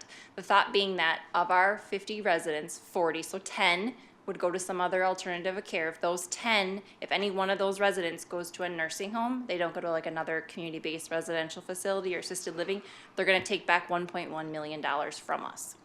So when you look at that, when we looked at the cash flow of it, the property incentive is only $6,000 more per bed, 6 times 10 versus $75,900 times 10 beds. It's in our financial interest to build 50 beds. We've run the numbers forwards, backwards, sideways over several months. It's been a lot of hard work behind the scenes. Supervisor Schoberg. Chairman, and you are, Ms. Hanson, you're dancing these numbers on the pin and doing circus acts with them. Add this to this, would you? It might be considered at the upcoming review of the strategic plan that this county, much like the leadership of the city of River Falls has done, considers green building, sustainable design, and that we could play a leadership role in combating climate change. And there are ways of really saving lots of money on electrical use. And I would take it that this facility is going to use an awful lot of electrical use, both in heating and cooling, to keep our residents comfortable. So could you, in the future, when the time arises, add that to part of the analysis too? Absolutely. That would be, of course, if this board chooses to add an element of climate change address to the strategic plan. Thank you. Yes, Supervisor Berkey. Thank you. One other question. I'm somewhat confused about the existing home in that I thought there were accessibility issues, and therefore my question is, would that facility, even though remodeled into an assisted living, how do we get past those accessibility issues? Currently, there's a ramp structure, if you would, you go down into the health center. Wheelchairs, everything seems to be going fine. There's an elevator in the structure. I'm not sure specifically of any accessibility issues. Again, when we redesign it, we would model how we attach and redesign probably those elements of the structure to make it more easily rollable and try to eliminate that ramp. I know that ramp can be challenging for wheelchair individuals. I have a parent who lived the last 17 years of his life, my father, in a wheelchair, sadly. So I think you need to look very seriously at accommodating in that assisted living facility. And if we need to put extra into that to make it, again, a kind of a state-of-the-art, something that would be green, et cetera. I think we need to look at that big picture and those options. I just recall, it's been a while since I've been in that building, but I know that the accessibility it's not good. If there were some employees here from that facility, they would probably concur with me. So just something to look at. Thank you. Okay. Are there any other questions? No other questions? Thank you, Tabitha. That's it for my report, Mr. Chairman. Thank you. Okay, thank you. Then we'll have to move on to the annual reports from the departments.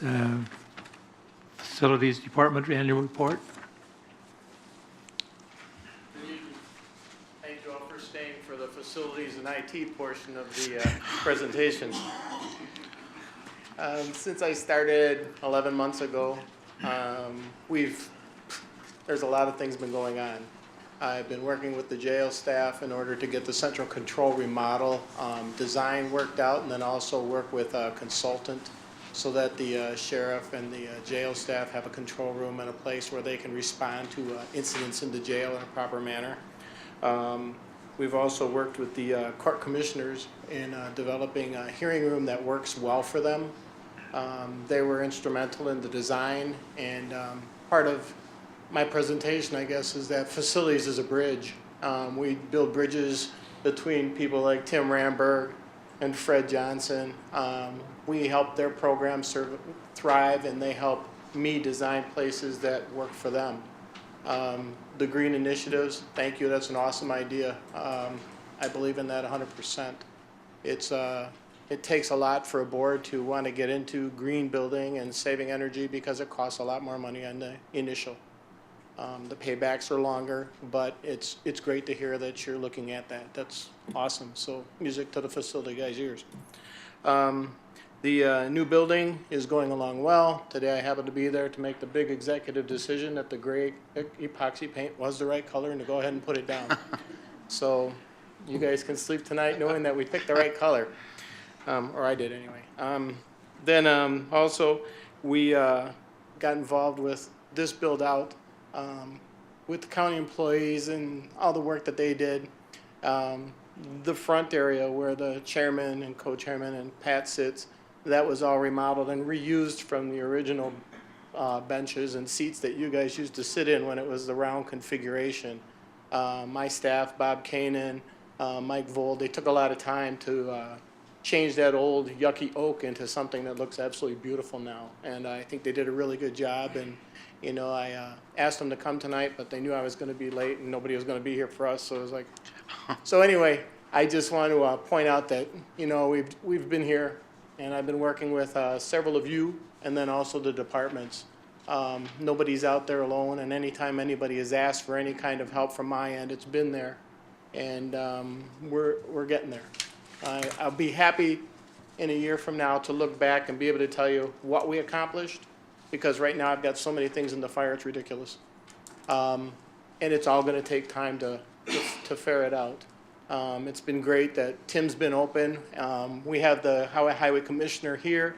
I'm used to the Department of Public Works, so I used to take care of all the highway buildings. Tim's cringing, going, don't say that.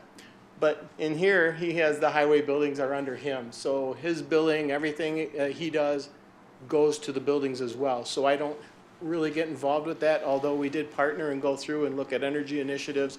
We looked at different ways that we could incorporate doors that didn't deteriorate with the conditions of the salt and so on with the trucks, different lighting ideas. Tim's been open and just absolutely wonderful, as everybody else that I work with has been. You know, a lot of times I hear Pat is kind of like pushing things a little bit forward. Sorry, my voice is getting a little cracked. But I've been pushing him too, because I'm kind of like the guy that always got stuff done, and I'm used to just rocking and rolling with things and pushing forward. And so I've been pushing him, sorry. And so at times it seems as though we're moving at a fast clip, but at other times, if you're at our end of it, we're reaching way out. Supervisor Berkey mentioned about the employees out at Baldwin. And, excuse me, you can't talk to the employees until you have a firm plan.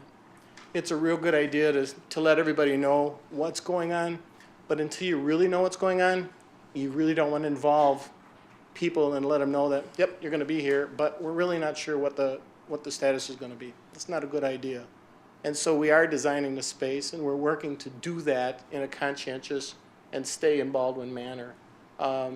There's a lot of directions going on, and I'm part of that. Like I say, in a year from now, we'll have some really cool conversations about looking back and all the things that we've gotten through this year. So Tabitha did an awesome job answering questions, so I think I'll defer to her to answer any of my questions tonight. Okay. But Supervisor Rain? Thanks for the report. And I like the fact, you know, that you're busy and you want to look back a year, but I think I want us to look back from 20 years from now and say we did the right thing over 20 years. Correct. In your experience, do you have anything, on public facilities, or have local governments you worked for have anything like design guidelines so that every time we do a building, maybe we have some guidelines regarding green energy or regarding type of structure or quality? Is there anything like that? Because I think it'd be better if we set a strategic vision for that, rather than, you know, oh, we have a building to design this year, let's do that. We have one next year, let's do that. That worries me a little. I mean, and I like that we're getting things done, but I want, what is that vision, so we agree on it, and we don't put any one committee in a position of one having a Taj Mahal and one having a shack. What's our strategy? So my question is, do you have any experience with that? Is that done? Or is there a tool like that out there? In reference to the shack in my house, I'm trying to fix that. Yeah, it's standards, it's building standards. The carpet, this is the carpet we use, and the reason we use this carpet is because it's sustainable, it's a good carpet. As far as buildings go, this is all things that we're developing as administrative committee. Pat and the people in the capital improvement team, which Tim's a part of, and we've got members on that, but we're looking at when we build a structure, when you walk into it, it looks like the other structures. We did better because we wanted to go with a green initiative. That's something that we looked at doing in this building, so there's some supports there for it as far as like structural, but it's not something that's cost effective to do right now. As we move forward. And who makes that determination? See, I'm not interested in picking the carpet necessarily. I think it's good to have designers. No, I'm not. I know a lot of people are, but it's more of the bigger picture what we want to do. So, I'm thinking administration committee or someone should weigh in, or it should be written somewhere. Maybe it's just 5 guidelines. It's just a thought. Yep. I'm not sure I have the answer, but it just seems to me we should have a strategy.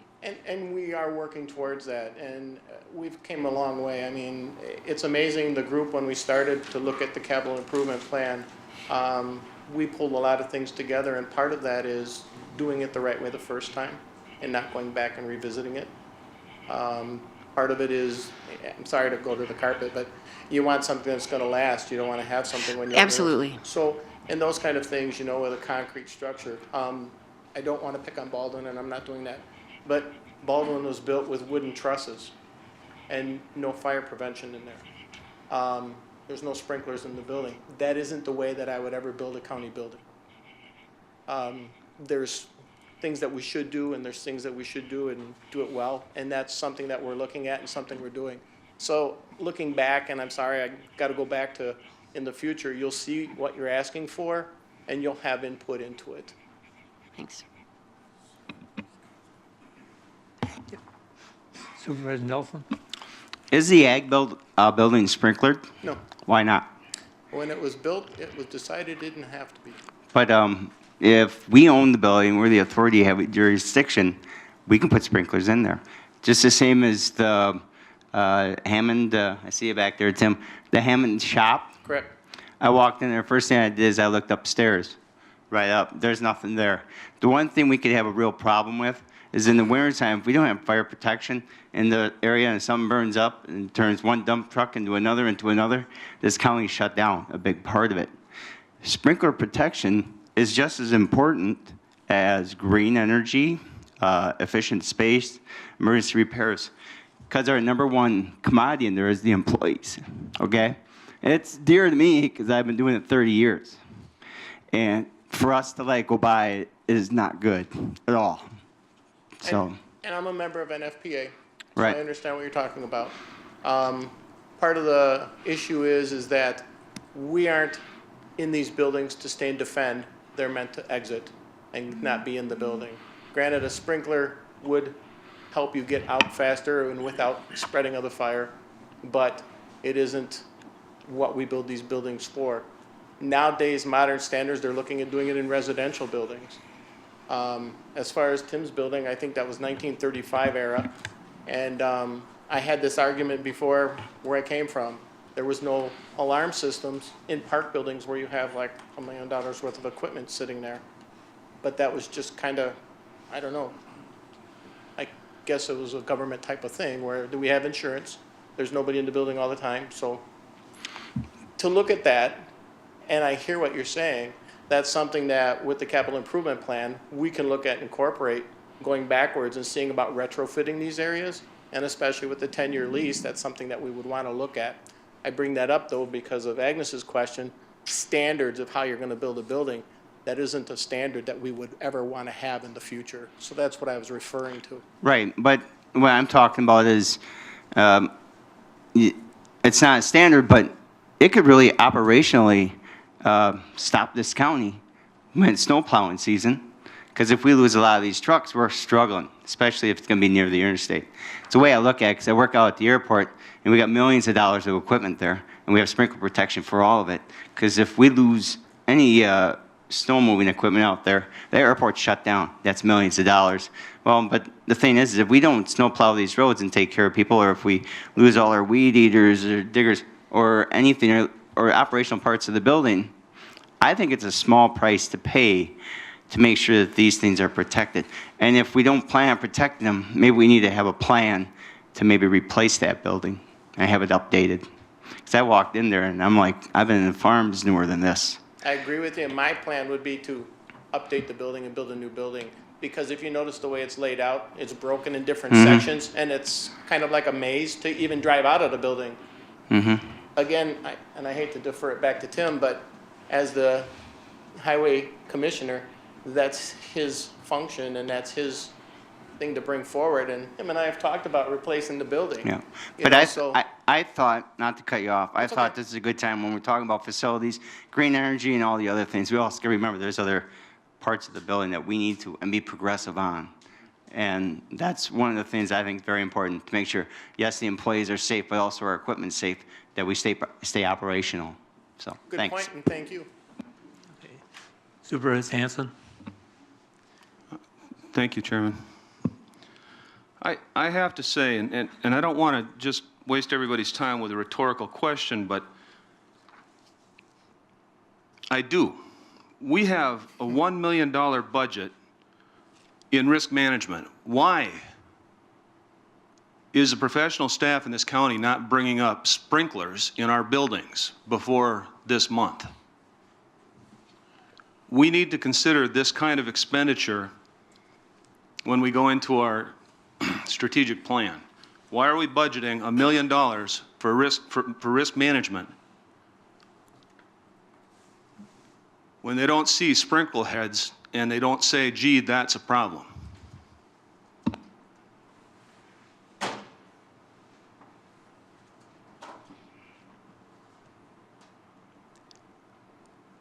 Any other questions? So I can answer? No, it's a rhetorical question. Okay. Thank you, Jim. Thank you. Thanks, Jim. We'll move on to IT Department Annual Report. Fun stuff. Good evening. Again, I'm Jim Williams, Operations Manager for IT. I know we're at the tail end of the agenda tonight. Chairman Larson told me I had a trap door here, and if I go over 5 minutes, he'll pull the string. I didn't see that as part of the remodel project, but I'll try and go as fast as I can here. I think most of you guys should have the annual report on your device. I'm not going to read everything on there verbatim. Basically, under the mission statement, if I could summarize real quick, it's just basically IT is responsible for supporting the technology and applications for basically most of our end users. The one thing I did want to touch on was our vision statement. This one's pretty important to me. IT's it's in this area. You'd think it's a big area, and a lot of people wouldn't know people. I've been to a lot of seminars and user groups, and you talk to one or two people, and you start networking, and you find out that it's actually a pretty small community. We're also members of GIPA, which is I call it Geek Fest. It's basically a lot of the IT staff, managers, directors from around the state that get together twice a year and basically network, go through programs. It's a real beneficial group. They have a real good website, a lot of good networking. People pose questions. You can kind of see what other counties are doing compared to what you're doing. So what I encourage staff to do is reach out to their peers, and we do receive frequent calls from other counties, government entities, and I'd like to encourage more of that. So I know we're doing a good job when we receive more calls than we make. So that's basically our overall goal. goal of IT. A quick summary of responsibilities. Basically, we're responsible for all the stuff with the blinking lights and all the applications, servers, phones, data storage devices, networking equipment. We have a lot of applications we support in-house. A lot of applications are cloud-based or basically hosted on the internet. That seems to be being a growing trend. We do support here for the government center. Obviously, our new building, once that's built, Health and Human Services, the Health Center, and also the Baldwin Service Center. One of our other main things, I'm not sure, a few of you might know this from being on previous boards, but for some of the new people, we support all the municipal police departments, or I shouldn't say all of them. I want to say Somerset is about the only major municipality that we don't support as far as delivering the county records management system, which is basically the law enforcement where they keep all the records. We've done that for probably 10 plus years. That's worked real well. Couple things for goals and objectives. I'll try and breeze through these pretty quick. We performed an IT assessment end of last year where we did a pretty comprehensive assessment of all we kind of called it the stuff that breathes and the stuff that doesn't breathe. As a result of that, we have our technical ones, our big Bible. There's tons of, if you're a geek, you'll love this thing. Tons of stuff. The stuff that breathes, we did a kind of a staff assessment on where things are at, and there's some recommendations in here that we're looking at deploying over the next several years. I think as Tabitha kind of touched base on as part of the bonding, we set some money aside as a placeholder for some infrastructure replacements and some projects coming up. One more thing on that, which is in B, so I'll save that. Another initiative we had is virtual desktops. Real quick on that is basically what that means, without getting real techy, is we can deliver a Windows desktop on basically a thin client, a home computer, a tablet, a smartphone. So it's basically, instead of having a full computer with a big hard drive in it, it's basically you're accessing a Windows desktop off basically a dumb device. We've done at HHS, we've done a big electronic health record project. We've had one staff pretty much dedicated to that project full time. That's been a lot of hard work on that project. County boardroom technology update. I think most people are pretty everything we see in this.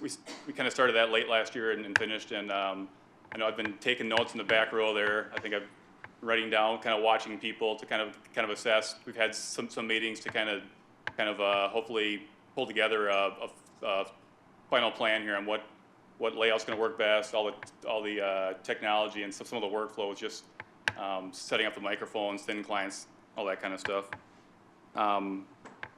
Here at the Government Center, we did a major overhaul of our communications closets. We have 3 of them, one main one on this floor, one on second floor, one at the lower level. We basically gutted all of our stuff that everything plugs into. That was a major project.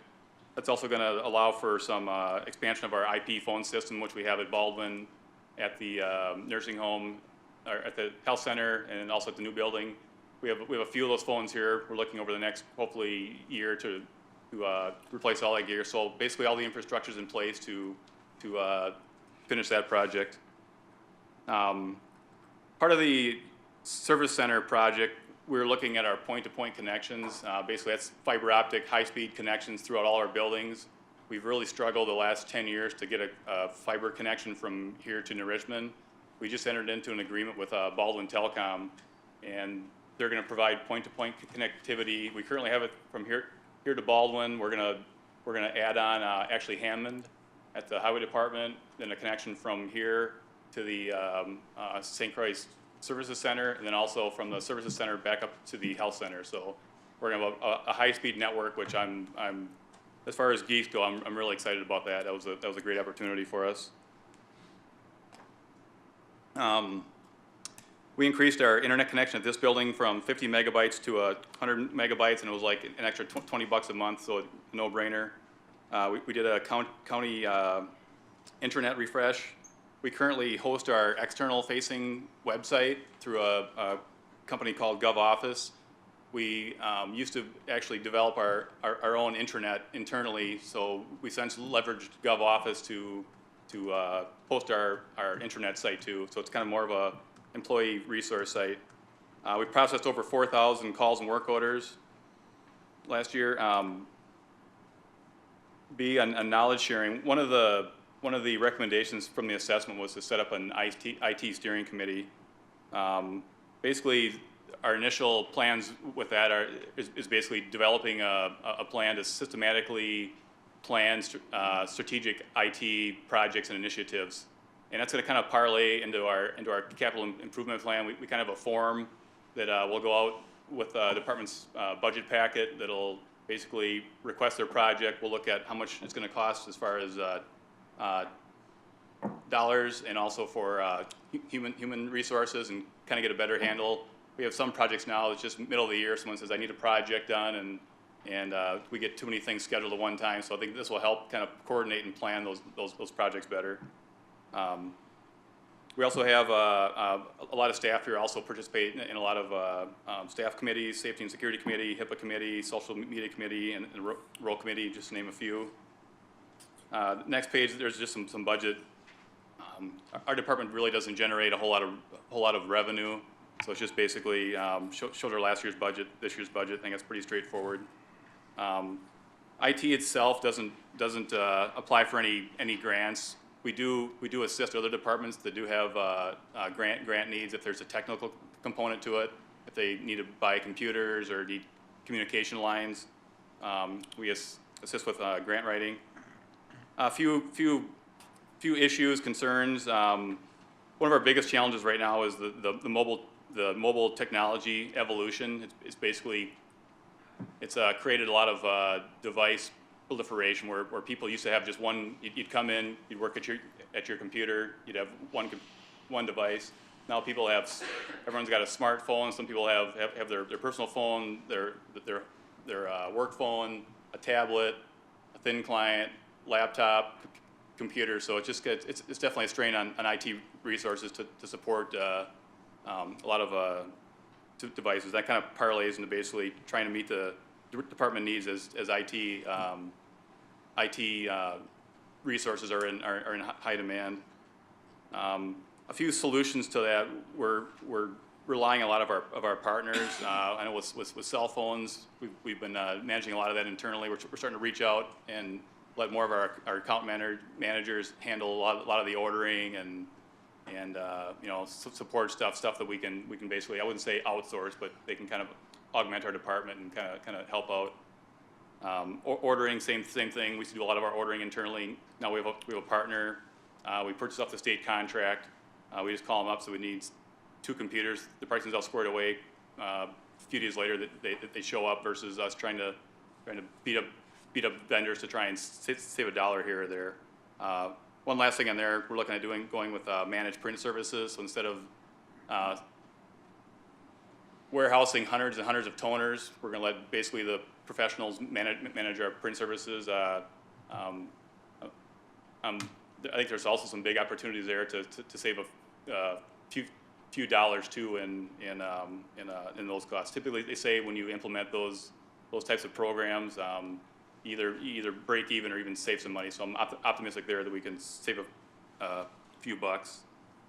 Closing, just a couple things for that we'll continue this year and for next year. We'll continue to roll out our virtual desktops and applications. We're looking at augmenting our electronic health record with some voice-to-text software. We'll continue with our IT infrastructure enhancements. One other note for highway, since highway is going to be on basically our fiber backbone, we're going to look at possibly doing more to support the highway department. We'll keep an eye on the new building up at the SCCSC. I imagine once we move in, there's going to be some workflow issues, so hopefully work with staff to make sure things are operating smoothly. And we're also looking at refreshing our county external-facing website. It's been a few years since we've addressed that, and we've heard a few comments that some of the content's maybe stale. And I know as part of our strategic plan, we're looking at offering more online tools and resources for the public. So again, I know that was kind of a quick overview. I didn't include my contact info on here, but I have cards. Feel free, call me anytime, email me. If you want to stop by for a meeting to discuss anything, feel free anytime. Door's always open. Thank you. Any Supervisor questions? Kessler. You know I love IT, so I've got a few questions, so don't take it the wrong way. In terms of the assessment that was done last fall, what would be the status at this point in terms of that implementation? Have one, two, half a dozen, has anything been done with that assessment? Well, and then there were two pieces to that. There was the technical stuff, which is all the I call it like the hardware. This, unfortunately, when we finished this, it happened right at the end of the budget cycle, so we didn't really allocate a ton of dollars to the stuff for this fiscal year. So I think next year, as part of the bonding, I think a lot of those dollars will be helping with a lot of these initiatives. How many do you think initiatives can be hit with that 300,000? Does that take care of 10% of it, 50% of it? I'd say well over half. Just if I take a ballpark, there's a lot of stuff in there. A lot of it is just giving us tools for more. Now that we actually deploy the system, the second phase of that is actually maintaining them. So a lot of the things in the assessment are more for the kind of the post installation items, kind of make our jobs easier. Some automation of alarms and watching over systems, making sure your hard drives don't fill up, things like that. In terms of the steering committee, has that already been assembled? Yep. Or is that still being worked on? No, we're on about our fourth meeting now. How many folks are part of that? I knew you were going to ask that. We tried to get a pretty good cross sample. Brett Boudreau from CDD is on there. Kristen Zaliak from admin. Chrissy Severson from clerk of court. Sean Demuling from sheriff's office. Beth Pass from Register of Deeds, and Steve Kurt from Behavioral Health. So we tried to get a pretty good cross sample of people, and everyone's been real helpful, a lot of good input. And I guess a question for Pat, is there a reason with all the other appointments on all the other work groups and committees from supervisors, why there wouldn't be a supervisor 2, 3 on that committee? Well, we could certainly take that up. It was, it was the thinking that a lot of this is like staff level work, but anything that is of substance coming forth from that assessment will go through the administration committee for a thorough review. But I think this is more of just a nuts and bolts work committee. But the things that come from that will go through Supervisor Schachner's committee. So it's more of a work group than a steering committee. When I think of steering committee, I think of a higher level oversight, kind of giving some vision and parameters and whatnot. So it's really more of a work group than a... It's more of a work group. Okay. Yeah, thank you. Yeah. And maybe just one more quick note on that. I know we had talked about that a little bit, and I think that obviously it could change in the future, but I think it was mostly going to serve as more of an advisory role to start with. But I think it could possibly, depending on where it goes, we're just getting it kicked off. So there's always a chance that it could change. Supervisor Nelson. Is there any way we can change our login to like our name instead of the SEC thing? I've already visited U1 because of my logins failed.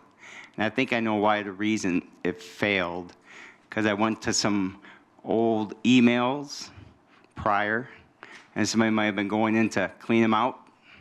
So I would prefer, and I don't know if it's an action item or got to take the blessing of someone, just do our regular names like we're doing most logins, just like Scott.Nelson, and get rid of that SEC, whatever we're doing, just to kind of be updated. Yeah, we had actually beat that one up pretty good. I think we actually went back and forth with doing it, and we just thought as a group it'd be better just to keep the district name in there. But that could always change too. Supervisor Schachner. I don't know if this is a question to you or to, it could be Cindy or Pat. The new software that we're supposed to be implementing for, like voting and stuff like that, and with IQM2, is that work well with a tablet? Tablet ready? I think it could. We actually discussed hardware as part of those conversations, and I think what we're probably going to move to, and this is without getting real techie, is move to a Citrix environment, which basically you could access your meeting portal through basically any device. So I think that's something we're probably going to test. So basically, if you had a Windows-based or an Android-based or a Mac-based, it wouldn't really matter. So I think that's going to be evaluated. No other questions? Oops, Supervisor Nielsen? I'm curious if you standardize one version of Windows. How many versions of Windows are you having to support throughout the county? A lot. Yeah, we still have some Windows XP that obviously I think if you, for a while it's been front page news that Microsoft was going to end support for Windows XP. Unfortunately, we're kind of at the mercy of a lot of our systems. Some systems require like a certain version of Internet Explorer that doesn't run on like Windows 8. So some of the drivers of some of those systems are some of the things we get from the state and other vendors. It'd be nice to be standardized on one platform, but so currently we have 3, usually Windows XP, Windows 7, and Windows 8. I think there might be a few Windows Vista machines out there, but. Other questions? If not, thank you, Jim. Yep, thank you. We have no new or old business, so we'll move on to the county clerk's report. This is far away. I have no correspondence, but I just have a couple of announcements. Jim Williams mentioned in his report about blinking lights, your microphones need to sync, so when you first turn them on, it's probably blinking to sync. And I should have mentioned that or synced them before you came in tonight. I just didn't have a chance to do it, so I apologize for that. I'm going to try to set up a group photo of this group for the June meeting, before the June meeting. I normally do that in June of even years when we have a new county board, so you'll be getting notice on that. Hopefully we can do that like 6:30, but I'm not really sure what the schedule is for our June county board meeting. And we are going to replenish our refreshment and flower fund. I will be asking for $10 next month, and Supervisor Kilber is going to be collecting that for me. So. And you may have received notice of the WCA annual conference. Did you get mailings on this? Okay. The conference is in the Dells this year, September 14th through the 16th. If you're interested in going, I'd like to register you by August 8th. New county board members, if you're in your first term, there's no registration fee. So I will be sending out more information. It may be too early for you to plan this right now, but I have a block of rooms reserved at the Winter Green Resort for this conference. And just let me know if you're considering going sometime, drop me an email. And I don't know if Chair Larson wants to bring up his gavel right now. Thank you to Mr. Hanson. Thank you. Nice gavel. And it is loud. Solid maple. Did a nice job on it. Thank you. Is there any other announcement anybody has? Okay, Supervisor Nielsen. I plan on contacting the finance director sometime probably the next few weeks and ask to meet and go over the financial reports and the budgets just as a learning experience for me. I need to know how to drill down and look for detail underneath one of these major categories. I'm wondering if there's any interest in the board that we could have a training session with Tabitha rather than me just going over it separately. Okay, thank you. Supervisor Schoberg? My announcement is this, that at our last board meeting, we all participated in sending the rules and bylaws to the administration committee for review. And we just wanted to give a progress report on that.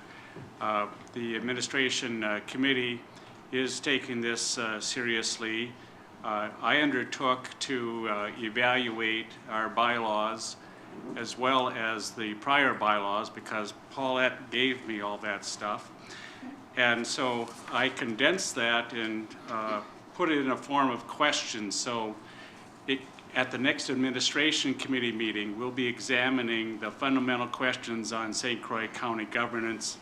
And they include who holds the power to make appointments, who holds the power to create agendas, who holds the power to propose resolutions and ordinances and how, who can call meetings, and also an in-depth study of management authority. So I provided a copy of this to our administrator for his review and requested that he share it with our council so so my notes could be reviewed. I've called the chair of the administration committee to advise him that this is an undertaking that can be used as a discussion tool at the next administration committee meeting. So there's an invitation for the rest of you to come and attend that meeting if you wanted to kind of hear the discussions directly. Thanks. Thank you. Any other announcements? I have one. We have a county board office for a chair office down across from the 911 center. And if any supervisor needs to use it for any reason, Cindy has a key for it, and you can get in there and use it if you need it. So if there's nothing else, our meeting's adjourned. Thank you, everyone. All right.